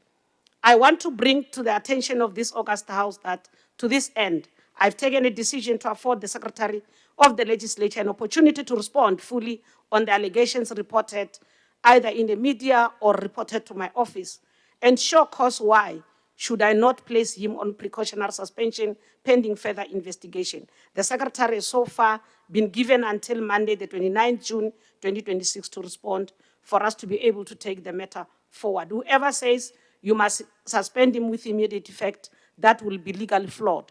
We must follow all the legal processes as and when we implement our resolutions. But Deputy Speaker, I'm not sure with the comment that was given by Honorable Marx that we must have an ad hoc committee. When he presents here, he says, all of us as the legislature were implicated. Now, who's going to be part of the ad hoc committee? Are we going to present to ourselves when already we are painting ourselves in the same paint? But anyway, we'll take the matter to the legal offices so that they're able to advise us. It is our request that this august House should note this decision of the Speaker relating to the secretary and afford the office of the speaker space to deal with this issue. Further updates, development regarding this matter shall be made to this August House. Thank you so much. Thank you very much, Dr. Grace Makoma Makurupecha. We shall move on, honorable members. We shall now call upon the committee chairperson of the Transport and Community Safety for consideration and adoption of the reports. Honorable Kiriboni Livia Shemeni.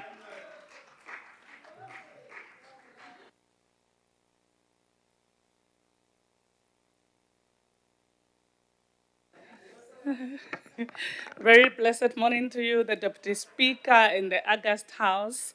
I rise for consideration and adoption the 2026-2027 Annual Performance Plan and Budget of the Department of Transport and Community Safety. I move accordingly, Deputy Speaker. Thank you very much, Honorable Livia. I shall now call upon the seconder, Honorable Nkakaring. Thank you so much, Honorable Speaker. We are having a challenge with these chairs. At some stage, we'll explain what's happening. I take this opportunity, I'm Honorable Nkakareng Rahwali. I will take this opportunity to support the presentation made by Honorable Levia. Thank you. Thank you very much, Honorable. We shall now move on, Honorable Chair. Thank you again, the Deputy Speaker. I rise for consideration and adoption the 2026-27 Annual Performance Plan of the entity, Gateway Airports Authority Limited, for consideration of the August House. And I move accordingly, the Deputy Speaker. Thank you very much, Honorable Livia. I'm calling upon the seconder, Honorable Bella Kupa Mabuza. Thank you very much, Honorable Deputy Speaker. I rise to second the consideration and adoption that was presented by Honorable Chairperson, Honorable Livia. Thank you. Thank you very much, Honorable Mabuza. We shall now go to the debate, honorable members. I shall now call upon the Deputy Chief Whip of the Legislature, Honorable Monama Kanyani Rogers, to come and open the debate.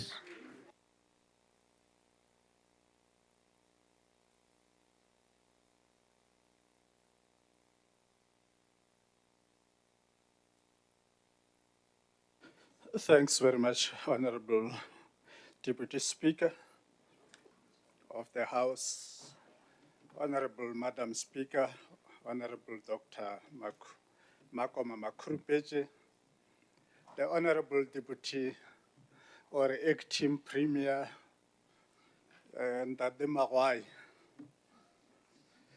honorable members of the Executive Council, the Leader of Government Business, Honorable Chair of Chairs, Honorable Thabo Mokoni, Deputy Chair of Chairs, Honorable Hassan Nkobeni, the Chief Whip of the Majority Party, Honorable Manoko Mukhonyana, and honorable members of the WIPARI, honorable chairpersons of the Portfolio Committee and Standing Committee, honorable members of this August House, leader of the official opposition who is perpetually absent, Honorable Makgabo Mapoulo, Secretary of the Legislature and other staff members, the DG of our province and all other invited guests.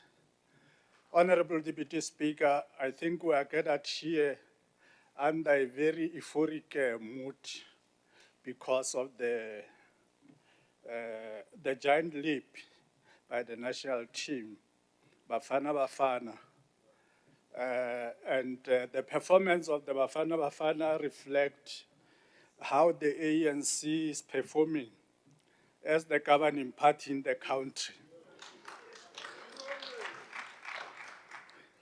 Madam Speaker, our former longest serving president of our glorious movement, the African National Congress, Oliver Reginald Tambo once said, "We did not tear ourselves apart because of lack of progress at times. We were always ready to accept our mistake and correct them. Even in bleak moments, we were never in doubt that the people's cause shall triumph." Indeed, as the disciplined members of the African National Congress, we are the people with indomitable spirit. We are the children of the great warrior men and women who have never retreated. We are unconquerable and will emerge victorious in this battle of pushing back the frontiers of poverty and underdevelopment. Cognizance should be noted that the Portfolio Committee on Transport and Community Safety met with the department on the 4th of June for briefing on the APP and budget for the planned deliverables and resource allocation. And they further briefed us as the Portfolio Committee, together with GAL, about the budget which clearly and explicitly articulated the achievements and the challenges and how best they can achieve those challenges that are there. The challenges that they've noted are quite formidable, but they are not insurmountable.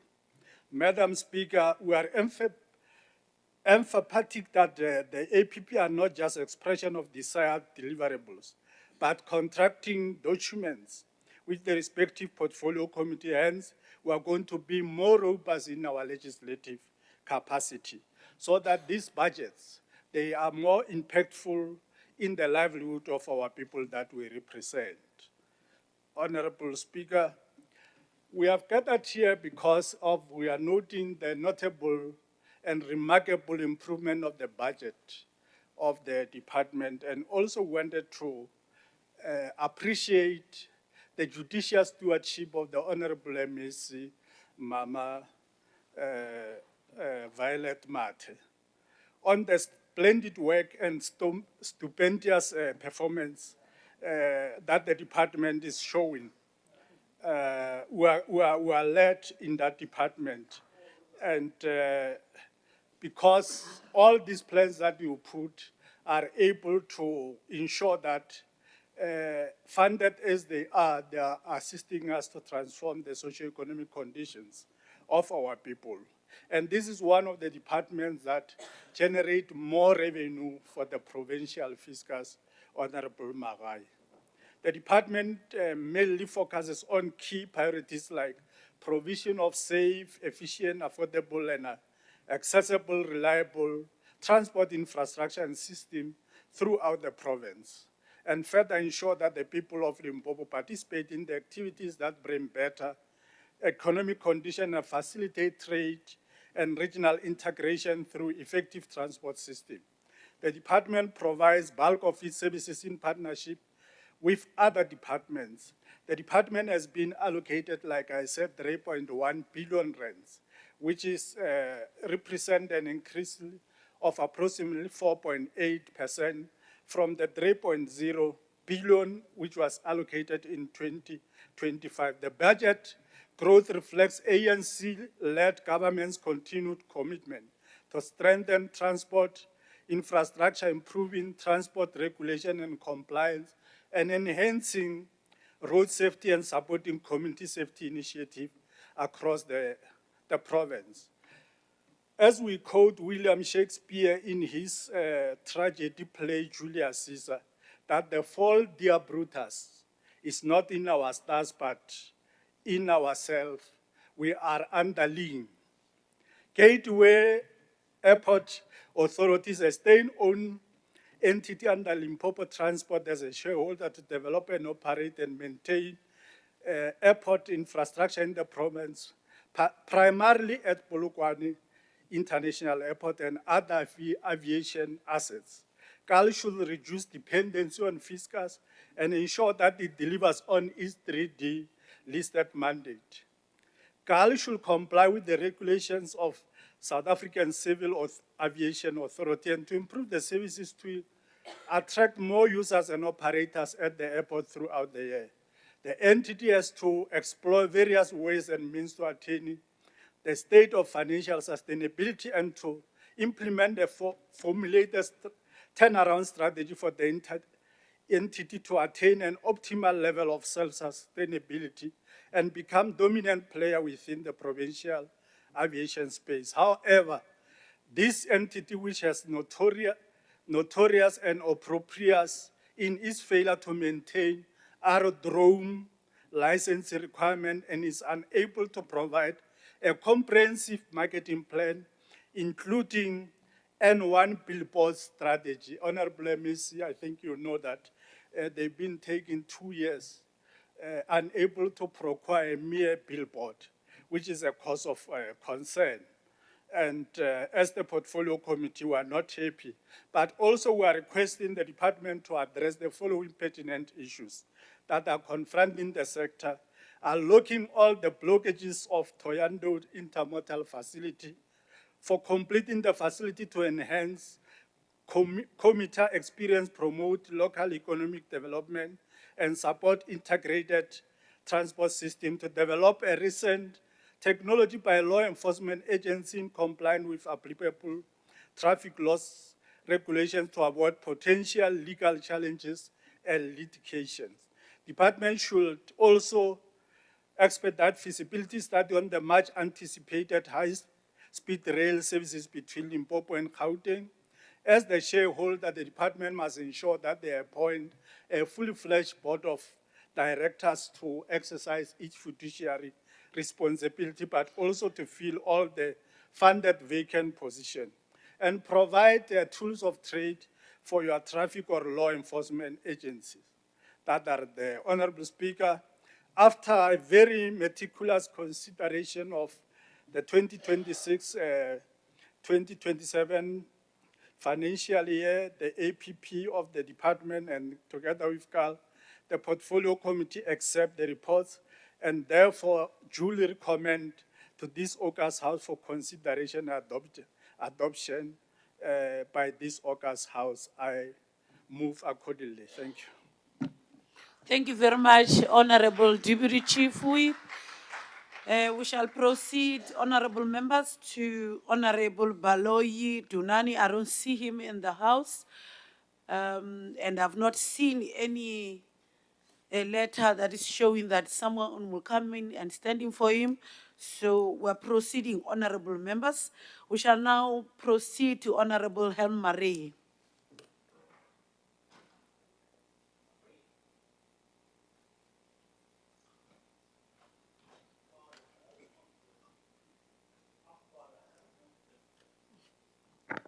Speaker, I don't dance very often, but I wonder if it's allowed today. You can dance, yes. Honorable Deputy Speaker, the Premier that is acting, all our MECs that is present, all our other members and also our guests. Speaker, every single person using our roads will deal with the Department of Transport and Community Safety on a daily basis. If you are in the legislature this morning, you have been in a vehicle with a valid license, and you have driven with a valid driver's license, and you were driving within the speed limit, I hope so, and within the rules of the road. Speaker, one of the important functions of the department is the subsidizing of public transport through the provision of bus transport. Unfortunately, one of the huge challenges in the department is the Great North Transport Company, and it makes news for all the wrong reasons. It is now for years that DNT does not live up to expectations. Besides financial problems and the inability to pay for municipal services, GNT is also unable to service the commuters professionally. The DA would like to urge the department to re-look at the routes and find sensible ways to determine the routes, but also the times of the departure of the buses. And I'm going to give one example. In Hoedspruit, on Saturdays and Sundays, there are no transport available in the afternoon for workers in the hospitality industry. And as you know, the hospitality industry is really big in Hoedspruit. That's one of the very important sectors. So that is a real concern for us. The department indicated in the report that certain roads are murderous roads due to the many accidents. For example, R71, R81, N1, R521, R524, and 37. And most of these roads are under the control of SANRAL. It seems SANRAL is protected, and it is now time for accountability. The DA demands that the Northern Region Office of SANRAL must attend our portfolio committee meetings to be accountable and to inform our members on what SANRAL is going to do to assist in the reduction of fatalities. It doesn't help if this department works so hard to reduce the fatalities and then we have no control over the roads. We need to take hands and we need to be accountable. Road safety and accountability is one of the problem areas. We need traceability. That means we must be able to trace vehicles that pass through weighbridges and roadblocks and still end up somehow unroadworthy and in accidents and cause deaths, and we need that to be traceable. When did the vehicle enter our province? Did it go through a weighbridge? Who was the official on duty? What was checked? Was the vehicle released without any problems? We need to be able to trace that vehicle from entry to exit, and officials must be held accountable. We cannot have vehicles coming from Gauteng, driving all the way and making a very bad accident near the border, and then that is on the account of this department. It seems that the Court Watch program disappeared through the cracks. This cannot happen. Maybe we need to involve the CPF and the CSF in the Court Watch program, as the CSF is already destined to conduct community safety audits and study crime trends. We need better reporting on this vital program. The rise in domestic violence and also the increased lack of community safety in rural areas is a serious source of concern. The department accepts that there is a challenge with unethical behavior in both driving license testing centers and vehicle testing stations. Reports of rampant bribes, corruption, arrogant behavior of officials, and deliberately outsourcing their responsibility to outside contractors must be rooted out. We all know these outside contractors at licensing testing centers. We have to make it cheaper for the public to do business with government, not make it more expensive by layers of corruption. The report equates the taxi industry with organized crime, and organized crime breeds violence and mistrust. If the taxi industry was truly about good service to passengers, it is safe to say that there will be no violence or far less violence than we have. But I think it's all about routes and passengers that is seen as commodities, not real people. So we need to change that, and I think the interaction with the taxi industry is really important. A short notice on GAL. There is an increase in air movement as well as passenger movement. And I'm not going to say much about GAL, I think a lot was said already. But I want to make one comment. It seems as if the absence of the GAL board is actually good for GAL. That means that the quality of the GAL board is of the utmost importance. If the MECs get this wrong, GAL will never fly. I thank you. Thank you very much, Honorable Helen. We shall now proceed to Honorable Moss Andri. I don't see him in the house. We shall now proceed to Honorable Jump Subotuma. I don't see him in the house also. We'll then proceed to the chairperson of the Portfolio Committee to come and close the debate, Honorable Livia Kidiboni Shemeni.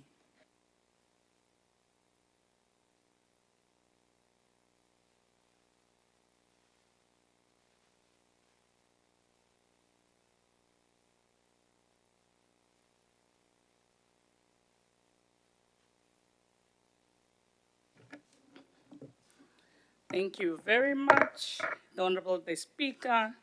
Before we address this august House, allow me to dedicate this debate to the courageous women and men who gathered at Kliptown on the 25th of June, 1955, to adopt the Freedom Charter. Ordinary South Africans who dared to imagine an extraordinary future founded on justice, equality, human dignity, and freedom. The Freedom Charter boldly proclaimed that, and I quote, "All shall be equal before the law," close quote. The Honorable Speaker, honorable members of the Executive Council, honorable members of this distinguished House, a blessed morning to you. Good morning.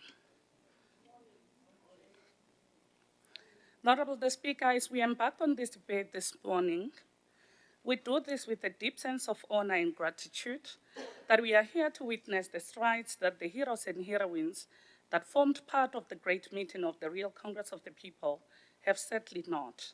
In that, their gatherings envisioned a South Africa where justice would not depend on race, wealth, or status, but where every citizen will enjoy equal protection under the law and where peace and security will become the inheritance of all who live in our country.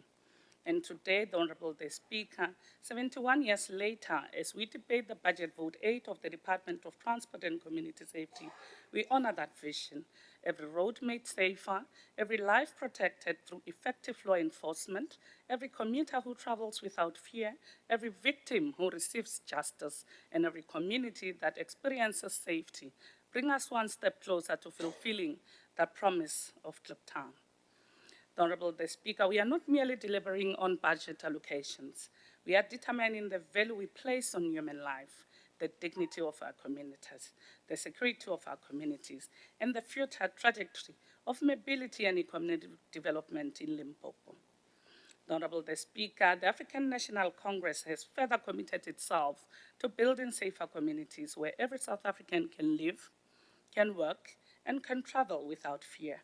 It further commits government to strengthening visible policing, combating crime and gender-based violence, improving road safety, modernizing public transport, investing in transport infrastructure, and ensuring that public transport is safe, affordable, reliable, and accessible to all. Honorable the Speaker, the Portfolio Committee has subjected the 2026-27 Annual Performance Plan and Budget of the Department of Transport and Community Safety and its entity GAR to rigorous scrutiny. Through robust oversight, critical interrogation, and comprehensive assessment, the committee presents a report that acknowledges commendable progress while unapologetically demanding greater accountability, operational excellence, and measurable service delivery. Honorable Manama has spoke well about the appropriation of those finances, but we are saying this appropriation reflects government's unwavering commitment to strengthening transport infrastructure, enhancing regulatory oversight, improving road safety, and advancing community safety throughout our province. However, honorable members, appropriations alone do not transform lives. Disciplined execution does. And Aristotle profoundly reminds us, and I quote, "We are what we repeatedly do, excellence. Then it is not an act, but a habit," close quote. Planning must therefore transcend beautifully crafted documents. Excellence must become visible on our roads, in our licensing centers, within our traffic law enforcement agencies, inside every public transport vehicle, and above all, in the lives experienced of the people of this province. Honorable the Speaker, transport operations must restore public confidence. Why? Because transport is not merely about buses. Transport is about economic inclusion. It connects workers to employment, learners to education, patients to healthcare, entrepreneurs to opportunities, families to hope. The committee therefore welcomes government's continued investment in subsidized public transport while simultaneously expressing profound concern regarding recurring bus crashes, underutilized transport infrastructure, and the integrity of subsidy verification system. The Honorable MEC, every rand appropriated must translate into transport that is safe, affordable, reliable, and accessible too. The Honorable the Speaker, road safety cannot become an annual statistical exercise, not at all. Perhaps no responsibility before this department is more sacred than preserving human life. Every statistic conceals a grieving family. Every fatal collision leaves an irreparable void, and every lost life diminishes our province. The committee remains deeply troubled by recurring fatalities, particularly at the N1/Boom junction, which has regrettably evolved into one of Limpopo's most notorious accident hotspots. For this reason, the committee has recommended an urgent road safety audit, a comprehensive intervention strategy, and continuous progress reporting to this legislature. The Honorable the Speaker, I'll not leave here without speaking a bit about the issues of gun. Allow me to address our provincial entity tasked with aviation, the Gateway Airport Authority Limited. The committee also carefully evaluated progress against previous resolutions, including planning alignment, technological compliance. The committee welcomes its own ambitions to move forward financial sustainability. But however, sustainability cannot remain an aspiration. It becomes measurable, and therefore the committee requires quarterly turnarounds report, revenue plans, infrastructure maintenance report, and this we are saying an effort that the MEC has put in place of getting an interim board of directors. But we are saying to you, Honorable MEC, we are hovering over this process like a hawk.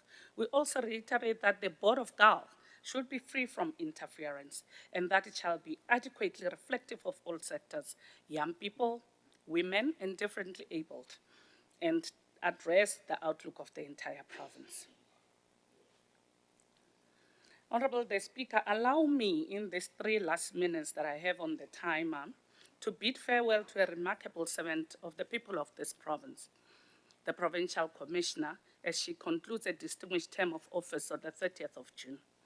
On behalf of the Portfolio Committee on Transport and Community Safety, we extend our deepest gratitude for her unwavering dedication, courageous leadership, and steadfast commitment to protecting the people of this province. To you, Mama Action, as we have tagged you, we are saying your service has brought hope, strengthened public confidence in policing, and reminded us that true leadership is measured by service to others. And as Nelson Mandela wisely said, and I quote, "What counts in life is not the mere fact that we have lived. It is what difference we have made to the lives of others that will determine the significance of this life we lead," close quote. Our Provincial Commissioner, our modern-day Bama Action, your leadership has made a profound difference to countless lives across the province. You have carried the weight of immense responsibility with dignity, professionalism, and integrity. The safety enjoyed by many of us, many families today, bears the mark of your tireless efforts and those of the dedicated men and women in blue you led together.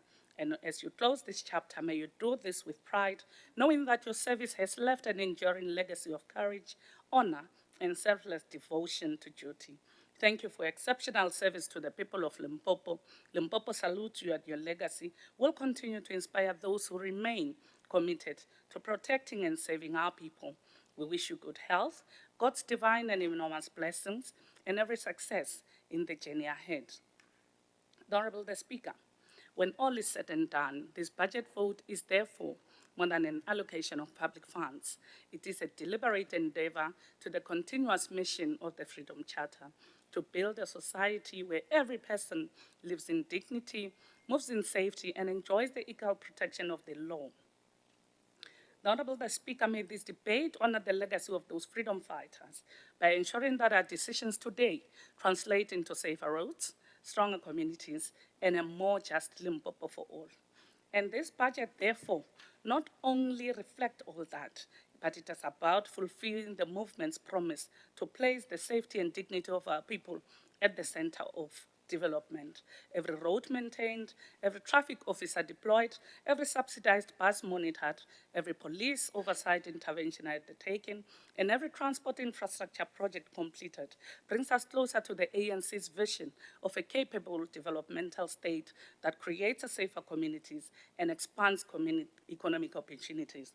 And as the manifesto reminds us, sustainable development cannot be achieved without a safe community and a transport system that connects people to their jobs, to their education, healthcare, and markets. Safer roads are not merely transport corridors, they are corridors of opportunities. Safe communities are not merely a security objective, they are a foundation upon which the investment, tourism, social cohesion, and economic growth are built. And Honorable the Speaker, the Portfolio Committee therefore unequivocally support the adoption of the 2026-27 Annual Performance Plan and Budget, together with its recommendation for consideration of this August House. And I thank you. Thank you very much. The Chairperson of the Portfolio Committee, Honorable Levia Rialeboa. We shall now move on, honorable members, and call upon the MEC for Transport and Community Safety, the Honorable Manana Violet to come and respond.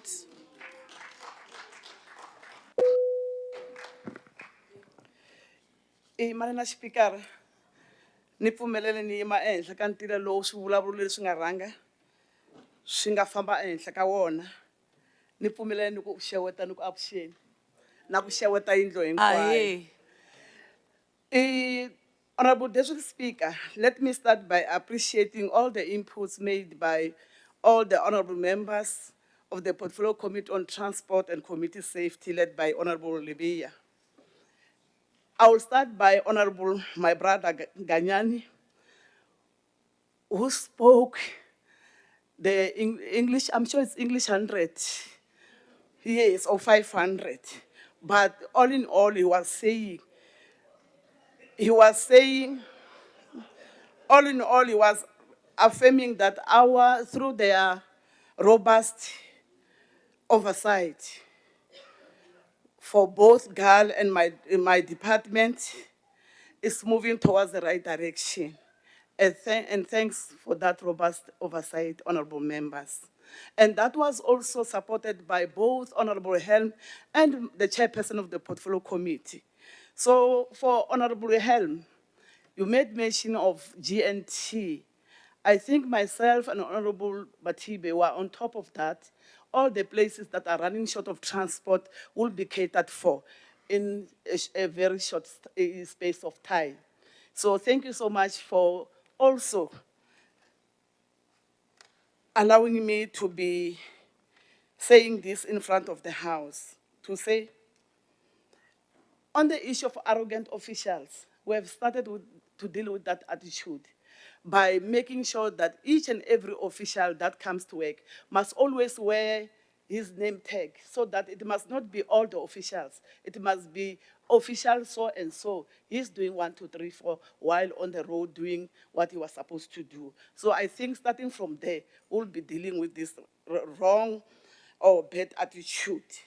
Then the issue again on the board, Honorable Chairperson and Honorable Helm, we are on top of it. Not long, you will be told who are the new board members that are going to steer that GAL going forward. And let me take this opportunity again to thank you so much for having said or given me the line of march on everything that you have said in this House. Be cocksure that we are going to address it as GAL, as well as the Department of Transport and Community Safety. Thank you for oversight. Ikansile Manan Violet Mate, the MEC for the Department of Transport and Community Safety, for responding to the debate when you are representing both the Department of Community Safety as well as Gateway Airport Authority Limited. Thank you very much, Honorable MEC.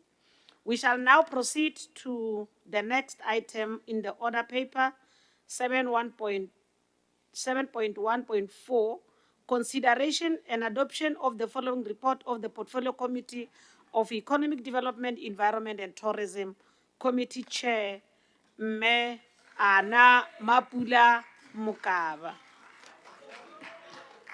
Thank you, Honorable Speaker, honorable members, all protocol observed. Honorable Speaker, I rise to move that the 2026-2027 Annual Performance Plan and Budget of Limpopo Economic Development Agency be adopted as the report of this August House. I so move. Thank you very much. Any seconder? Honorable Bonempomboloni. Thank you, Honorable Dr. Speaker. I proudly stand here to support and second the presentation made by the chairperson of the committee. Thank you so much, Chair. The 7.1.1. Thank you, Honorable Speaker. 2026-2027 Annual Performance Plan and Budget for Limpopo Economic Development Agency Leader. Over to you, Chair. Thank you, Honorable Speaker. I rise to move for the 2026-2027 annual performance plan and budget of Limpopo Tourism Agency to be the report of this August House. I so move, Honorable Speaker. Seconder, honorable members. Honorable Nkonyana.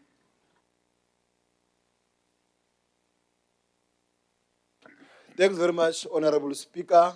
I stand to second the move as proposed by Honorable the Chair. Thank you so much. Over to you, Chair. 7.1.4.3, 2026-2027 Annual Performance Plan and Budget for Limpopo Tourism Agency, LTA. Thank you, Honorable Speaker.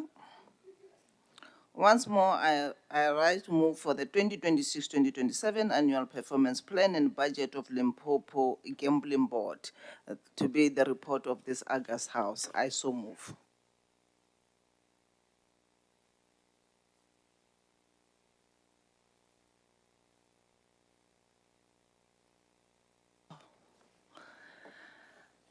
I rise to move that the 2026-2027 annual performance plan and budget of Limpopo Tourism Agency, is it the LTA or not?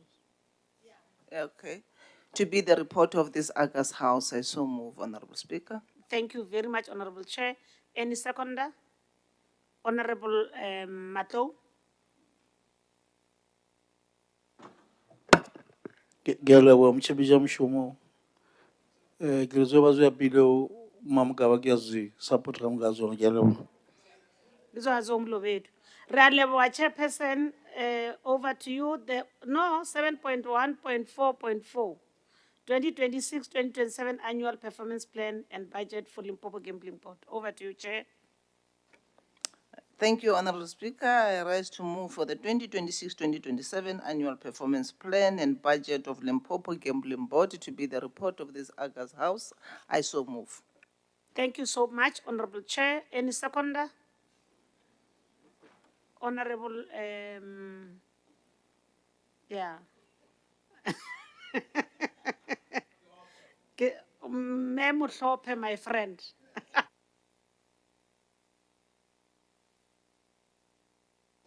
Thank you, Honorable Speaker. I rise to second the report as presented by the chairperson. Memukaba. Thank you so much, Ma'am Mihlope, for supporting the report. We shall now refer to the speakers list. Allow Honorable Mnisi Gloria Zunisani to open the debate.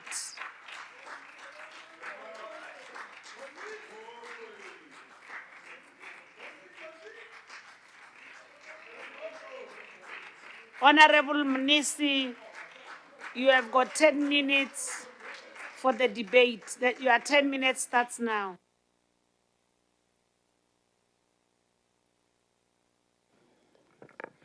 Thank you, Honorable Speaker, Dr. Grace Makoma Makrupeche.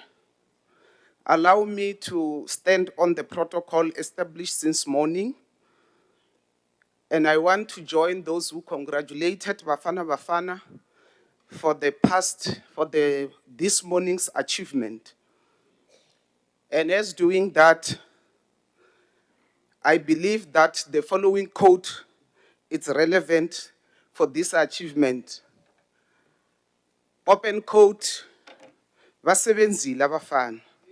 Close quote, by the president of our country, President Cyril Ramaphosa. Honorable Speaker, investment, poverty eradication, and reducing inequality, it's our business. We gather here today. We are still in the month of June as the 7th Legislature, and this month it's known of the 16 June 1976. Some prefer to call this day a day of an African child. We do not just celebrate a day, we celebrate resilience, the courage of young people, the ongoing quest for education and economic freedom. The youth of today must carry the responsibility of building a better South Africa, while the youth of 1976 carried the struggle for freedom. I would like to add on that and say, government carried the responsibility of creating conducive environment for the youth to achieve their quests. In 1976, the youth of Soweto rose against an economic system designed to keep black people as a permanent underclass, laborers in their own land, mere consumers, excluded from wealth their hands had built. 50 years later, we sit in a democratically elected legislature, and we must ask with unflinching honesty, how much of that exclusion still persists? In 2026, the young people of Limpopo still live disproportionately in poverty. The province remains among the most economically underdeveloped in South Africa, with high unemployment, limited industrial diversification, and an economy whose mineral wealth too often benefits external actors more than local communities. The annual performance plans and budget we debate today are this government's most concrete statement of intent about changing the reality. We rise in support of these plans, not blindly, not without critique, but with the conviction that the direction they set is the right one, and that the accountability mechanisms we have embedded through our oversight work will ensure they deliver. Honorable members, investment is not an abstract concept. It is the act of placing resources, financial, human, infrastructural, in places where they will generate productive capacity. When we invest in special economic zone, we are investing in the factories that will one day employ our youth. When we invest in a skills academy, we are investing in the engineers who will run those factories. When we invest in broadband infrastructure, we are investing in the entrepreneurs who will build the next generation of businesses. Investment is, in this sense, an act of political faith, a bet on the future of a people. LEADER and its subsidiaries are the primary vehicles of this investment in Limpopo, with the LEADER Group allocated 568.8 million from government and its subsidiaries collectively managing billions in development infrastructure. The scope of this entity's mandate is extraordinary. The Musina Mercado SEZ alone will spend 477 million on infrastructure in 2026-2027. The Southside Township establishment will commence its work in the second quarter because the operator has already been appointed, and 2 operational factories are projected across the 2 SEZ by 2028-2029. This is not rhetoric. This is reinforced concrete, water pipes, electricity pylons, and factory walls rising in the north of our province. When those factories open, they will not merely produce goods, they will produce hope. They will produce alternatives to migration, to poverty, to the despair that drives our young people away from home. The Fitakomu Tuvatse Industrial Park, adjacent to the richest platinum belt in the world, is on the cusp of SEZ designation. Its 118 million capital investment program for 2026-2027 targets bulk water, bulk sewer, roads, multi-center facilities, and top structure development. In the Sekhukhune region, where the youth unemployment is acute and community frustration with slow pace of economic transformation is palpable. This investment carries enormous significance. We must ensure it delivers. Honorable Speaker, the Limpopo Tourism Agency has received 31% increase in its budget, rising to 134 million, a clear expression of government's confidence in tourism as a driver of inclusive economic growth. And the targets the LTA has set are nothing short of transformational. Over 5 years, the agency is targeting 10 million domestic trips, contributing 30 billion, 3 million international visitors, contributing 10 billion, 250 billion in the investment pipeline, 2 billion in trade and export value, and 250 million through MICE activities.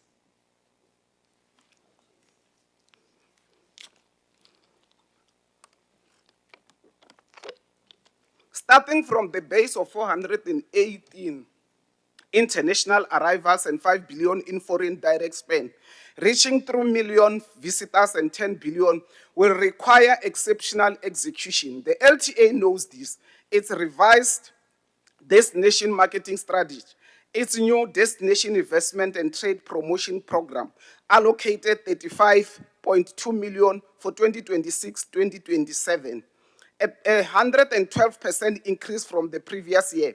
And its plans to secure 6 MICE bids are the practical instruments of this ambition. The Marula Festival's repositioning as a strategic economic platform is appetizing. By placing enterprise development, Marula-based product innovation, and women-led cooperatives at the center of a major cultural event, the LTA is demonstrating that culture and commerce are not in tension. They are partners in community economic empowerment. The committee has, however, raised valid concerns about the adequacy of district-level tourism promotion budget. We call on the department and the LTA to leverage these funds through partnerships, sponsorship, and co-funding to ensure the impact is multiplied. The committee has directed the LTA to fill its funded vacant posts before the end of the first quarter. Capacity is the precondition of delivery. We will not accept staffing gaps as an excuse for underperformance. Honorable members, the Limpopo Gambling Board occupies a distinctive position in our economic ecosystem.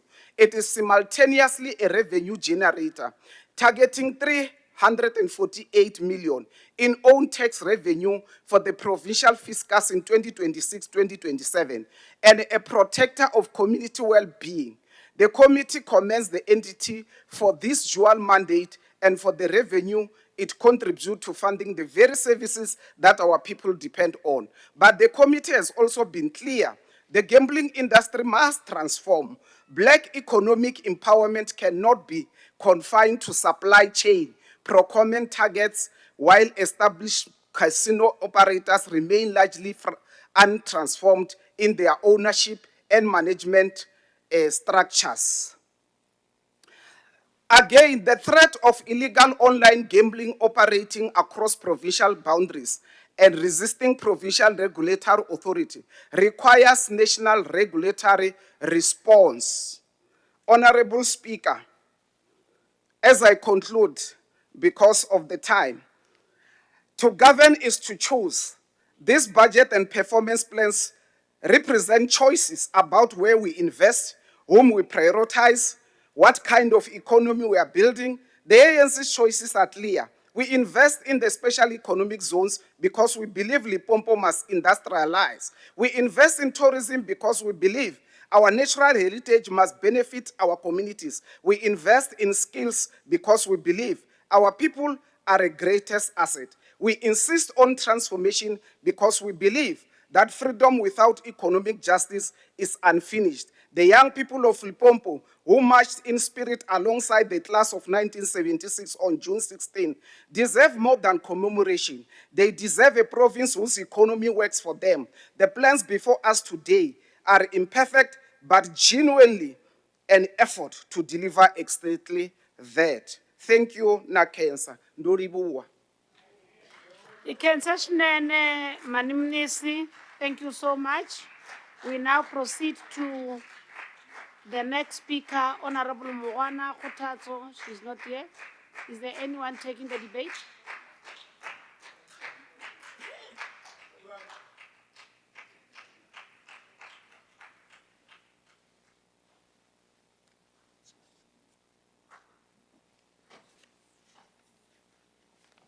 Over to you, ma'am. Thank you very much, Honorable Speaker. Erenegeren Rau, Kamontonu, Kidumedise Abeabe, Wetabili, led by the provincial chairperson, Commissar Lawrence Maboulo, leading the caucus of the EFF, Levato Gamgaba Limpopo. Honorable Speaker, LIDET has a total budget allocation of, the total budget allocation of 2026-2027 financial year is 1.8 billion. This shows a decrease of over 400 million or over 20% when compared to the 2025-2026 main budget allocation. MEC, how do you justify the withholding of and shifting of massive capital infrastructure funds back to the provincial revenue when our people are desperate for jobs? Is this budget reduction not a formal admission of total incapacity by your department to implement state-led industrialization at the MMSEZ and Fetakomutubat's Industrial Park? The board has approved 10 infrastructure work packages, yet the capital budget has been slashed. Why are we paying board fees and appointing build professionals in the actual muscle of budget is being redirected away from the active construction?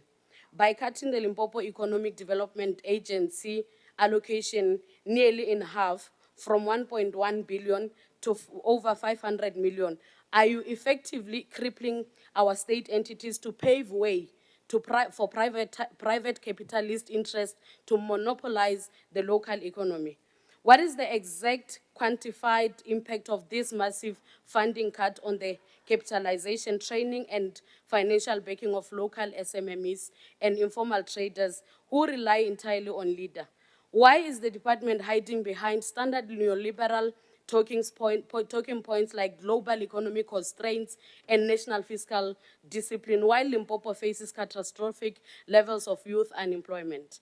Why are we adopting an austerity budget that punishes the poor instead of aggressively expanding the state capacity to absorb unemployed graduates?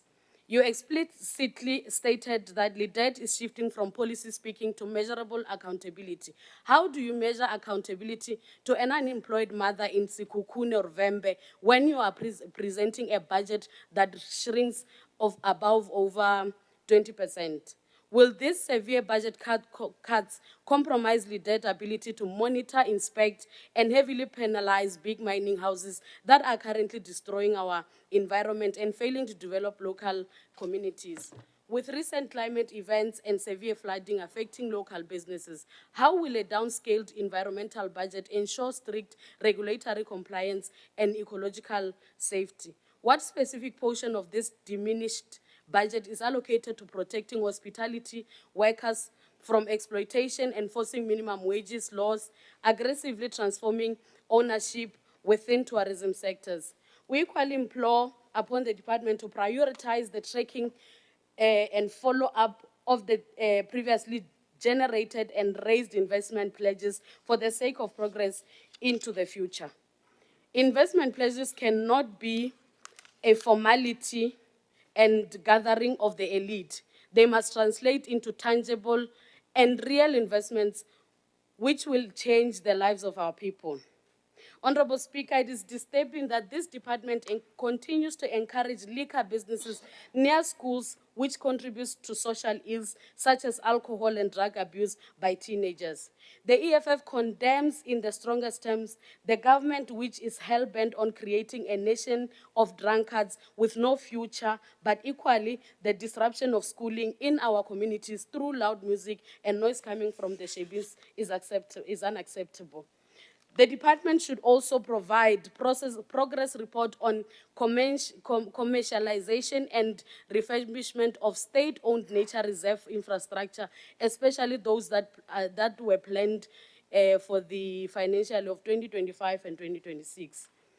The AFF is also disappointed, Madam Speaker, that this department has also not created appropriate economic and tourism support facilities such as markets, trading centers along the route to Kruger National Park, Mapungubwe National Park, just to mention the few. We are also concerned that there is no collaboration with the relevant authorities to conduct inspections at hospitals and restaurants to ensure compliance with labor immigration legislation, particularly in relation to the employment of foreign nationals. This will perpetuate xenophobia on fellow Africans from the continent. Finally, the EFF cannot support a decreased budget because it will be a betrayal to the people of Limpopo. Thank you, Speaker. Ra leboga mme Letswalo, honorable member. Re lebohile ka maatla. We shall now proceed to Honorable Member Small. I don't see him here. Or Honorable Max, you are taking over the debate. Over to you.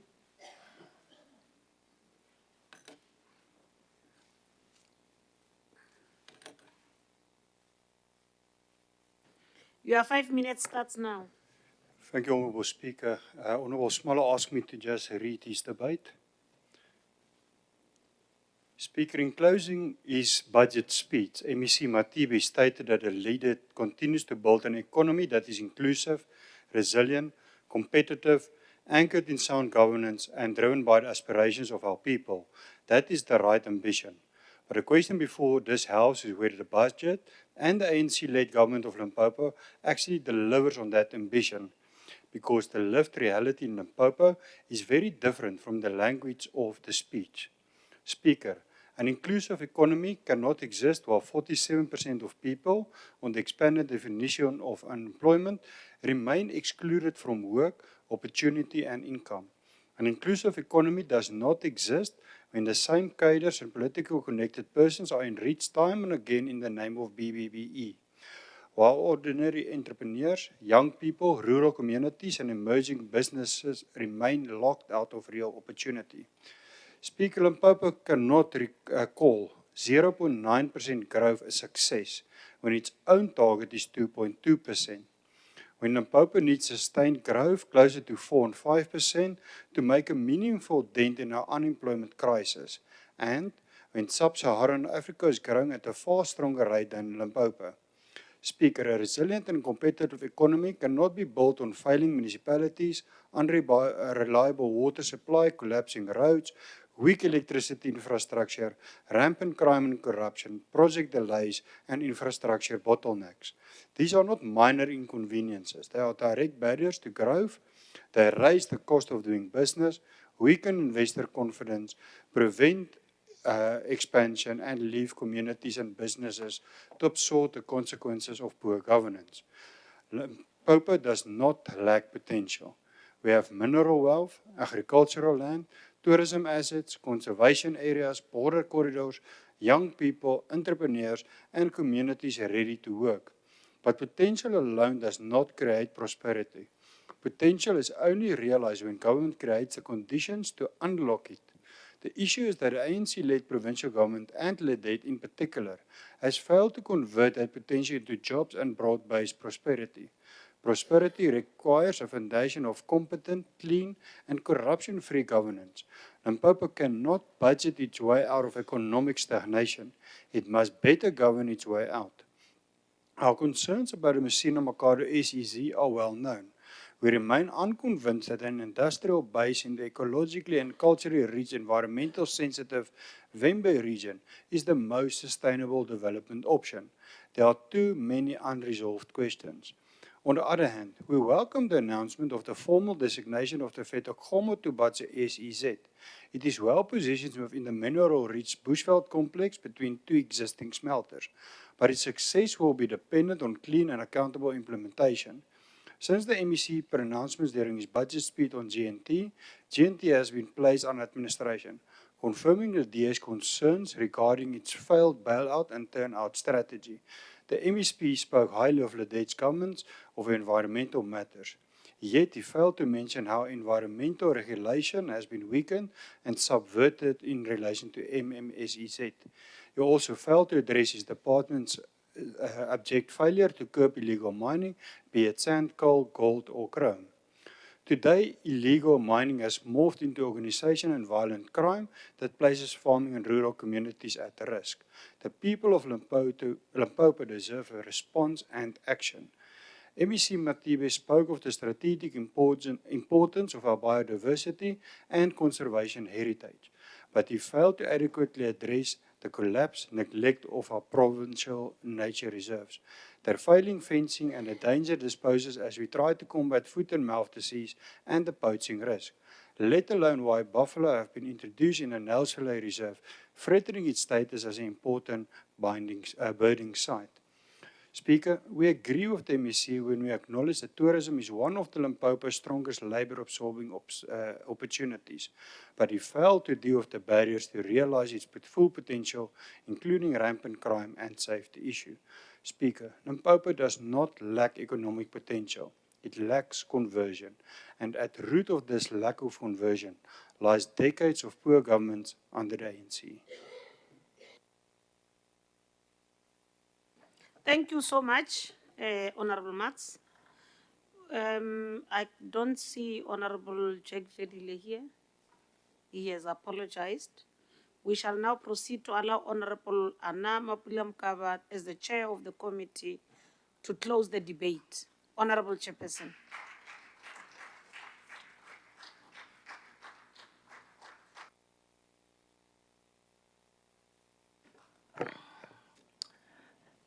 Thank you.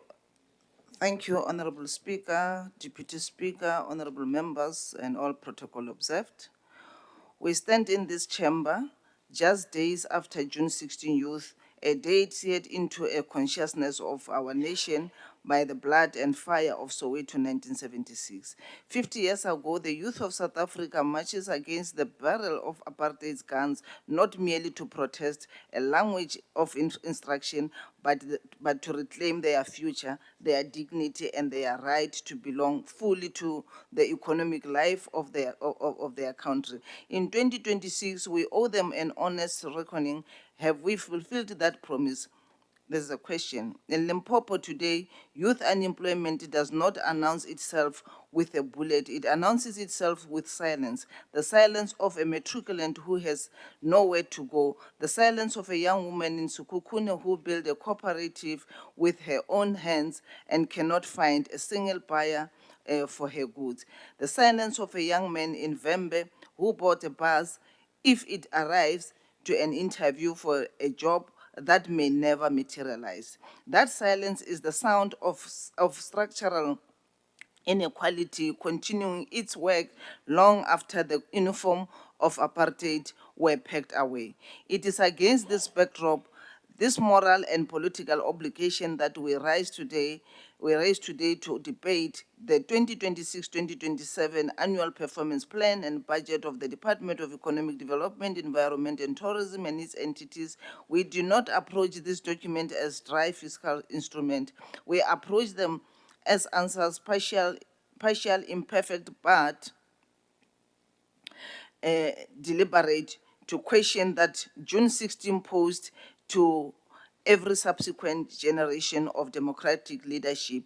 What are you doing for our young people? Honorable Speaker, LEADET has been allocated 1.813 billion for the 2026-2027 financial year and decrease of 472.950 million or 20.7% from the previous year. We do not present budget cuts as victories, but within a constrained fiscal environment. We commend the department for ensuring that the largest allocation 743 million, constituting 41% of the total budget, goes to integrated economic development services, the very program most directly connected to enterprise support, job creation, and economic empowerment. The tourism program has received a 20.4% increase to 166.385 million. Administration has received a modest 5% increase. Environmental affairs has grown by 7.8% to 451.9 million. This allocation tells a story. This government invests most heavily where the economic returns for ordinary people is greatest. And we intend to hold the department accountable for delivering on exactly that intent. Through LEADER, the investment architecture is even more substantial. The Messina Makado Special Economic Zone receiving 477 million for infrastructure in 2026-2027 alone is the most significant industrial development in the history of this province. Bulk water projects, sanitation, electricity, security provision, and road infrastructure are transforming a largely underdeveloped region into an industrial node capable of supporting beneficiation at scale. The Fitakhomutubas Industrial Park, approaching SEZ designation, is investing 118.84 million in capital infrastructure. These are not promises, they are construction sites. Honorable Member, we must speak plainly about jobs. LEADER is planning to directly facilitate 100 jobs. The LEADER group plans to facilitate 865 jobs. We acknowledge that this number represents a significant revision downwards from previous years, and this House has demanded clarity. We have instructed LEADER to explain that facilitation means in practice to ensure alignment between its technical indicator description and its performance evidence, and to address what its own internal audit found to be non-alignment in the 2025-2026 reporting. We will not allow the language of facilitation to become a shield against accountability. Young people in Limpopo need jobs, a verifiable, real, sustainable job. The committee will receive quarterly progress report, and we will not accept ambiguity as a substitute for performance. But we also see the broader ecosystem that is being constructed. Leaders Enterprise Development and Finance Division will approve 10 million in business loan to 20 MSMEs, a tangible increase from the previous year. 100 MSMEs and 100 cooperatives will be supported non-financially through incubation. 60 youth-owned enterprises will receive finances facilitation. 5,000 walk-in clients will be assisted. The National Exporter Development Program will help 100 small enterprises link their products and service to domestic and export markets. LEADER will further support 50 companies through its trade and sector development sub-program implements 2 manufacturing support programs and monitor 3 industrial programs. These are the building block of a manufacturing economy, one that does not merely consume but produce and producing employees.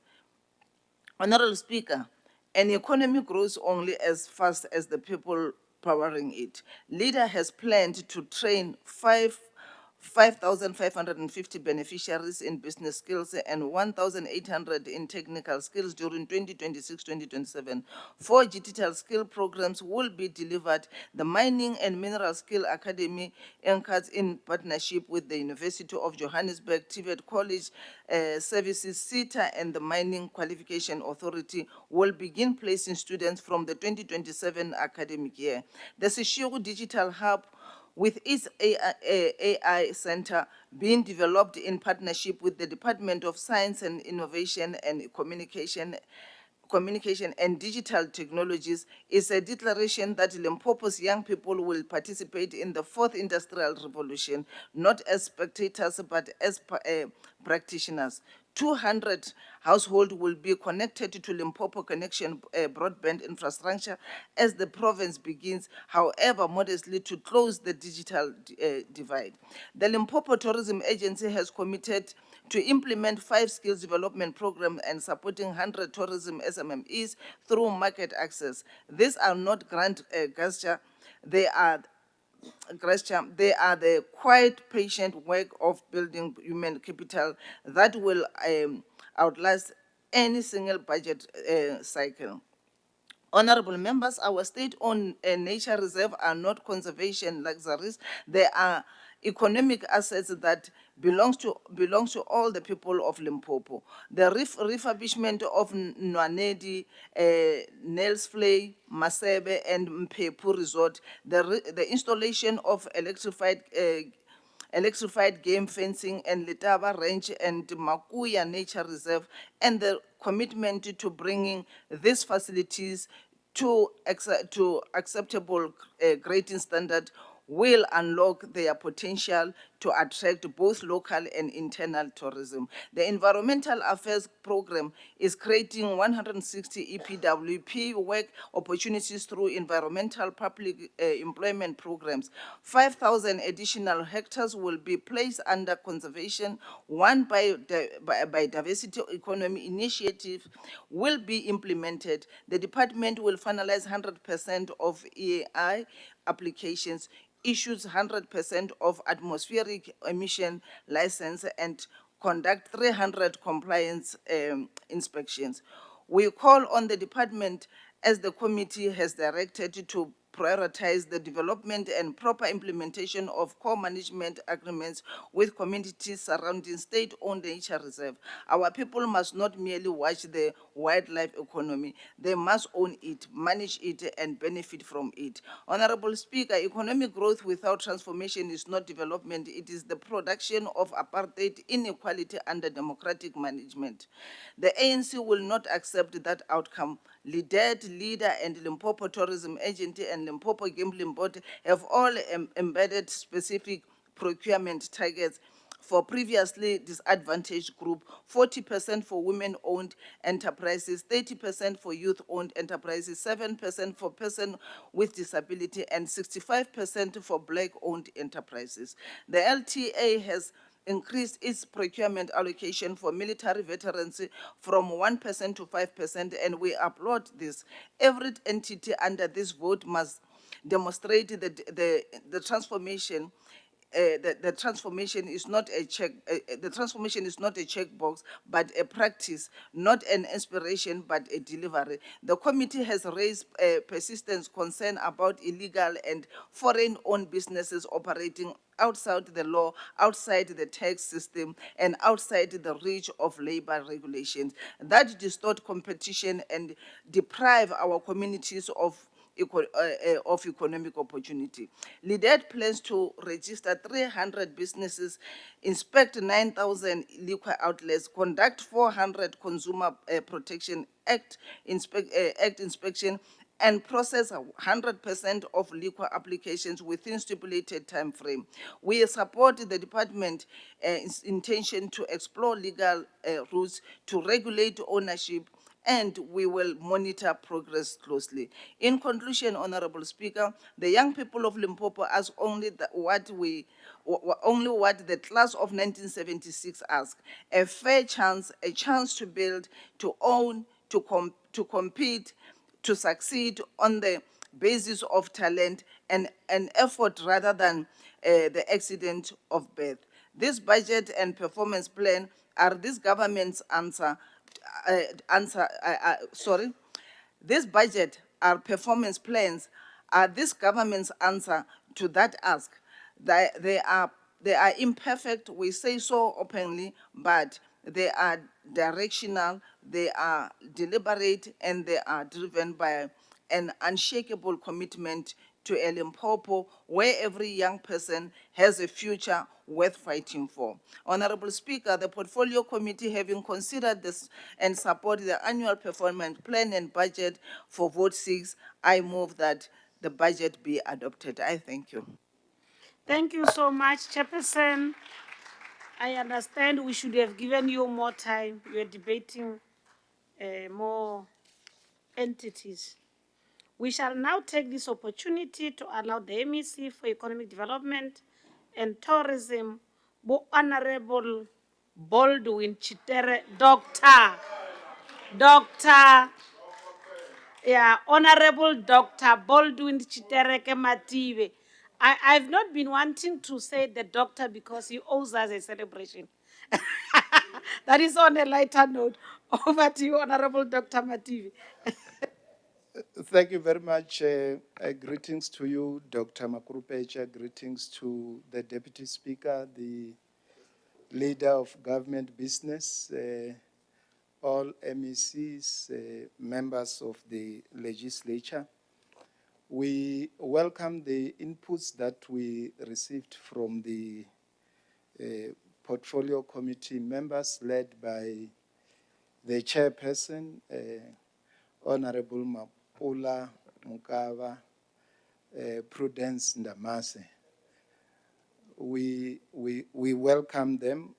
To Honorable Munisi, we appreciate those inputs, and we must indicate that on the 22nd of May, it is this Monday, we received a letter from the Minister of Trade and Industry and Competition designating Fitahomutu as a SEZ. So Fitahomutu as a SEZ is now designated. What is left is to deal with the infrastructure and ensure that indeed we beneficiate the minerals there.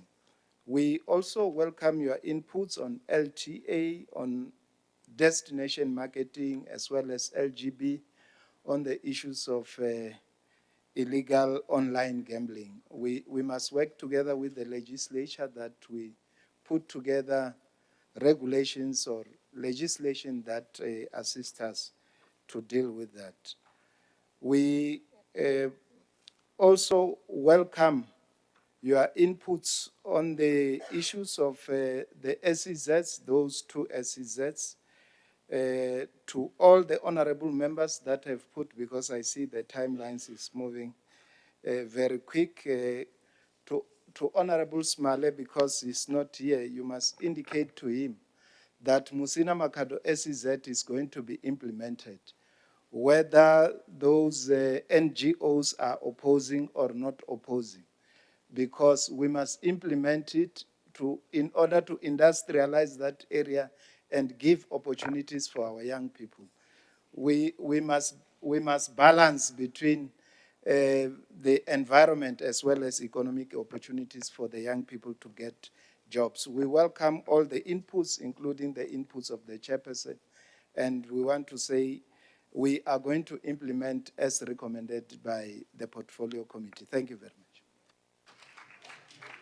Thank you so much, Budogodela Bumative, for responding to the debate. I must apologize to you that when you saw the 00, it's not like your time was up. They didn't allocate you time. I must apologize for, you were not allocated time. So, yeah. Okay, thank you so much. I think my administration, you messed with Dogodela, and I apologize for that. We are now at item 8.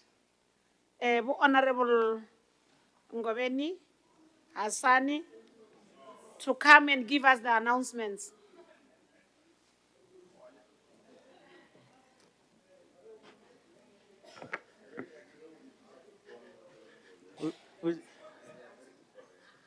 Okay, Honorable Ngobeni, there is a hand. Honorable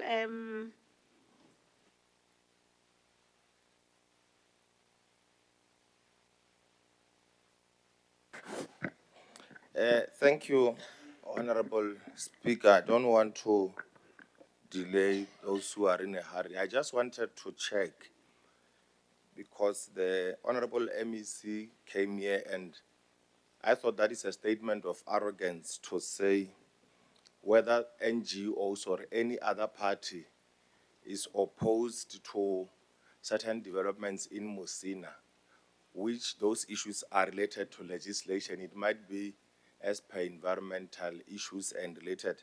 And to come here and say whether they protest or not, we are proceeding, I think it's so unfair to the process instead of satisfying all processes and continuing with development. Honorable I Speaker. thought he must revisit that conclusion. It will be wrong to conclude as a house with that arrogant statement. Thank you. Point of order.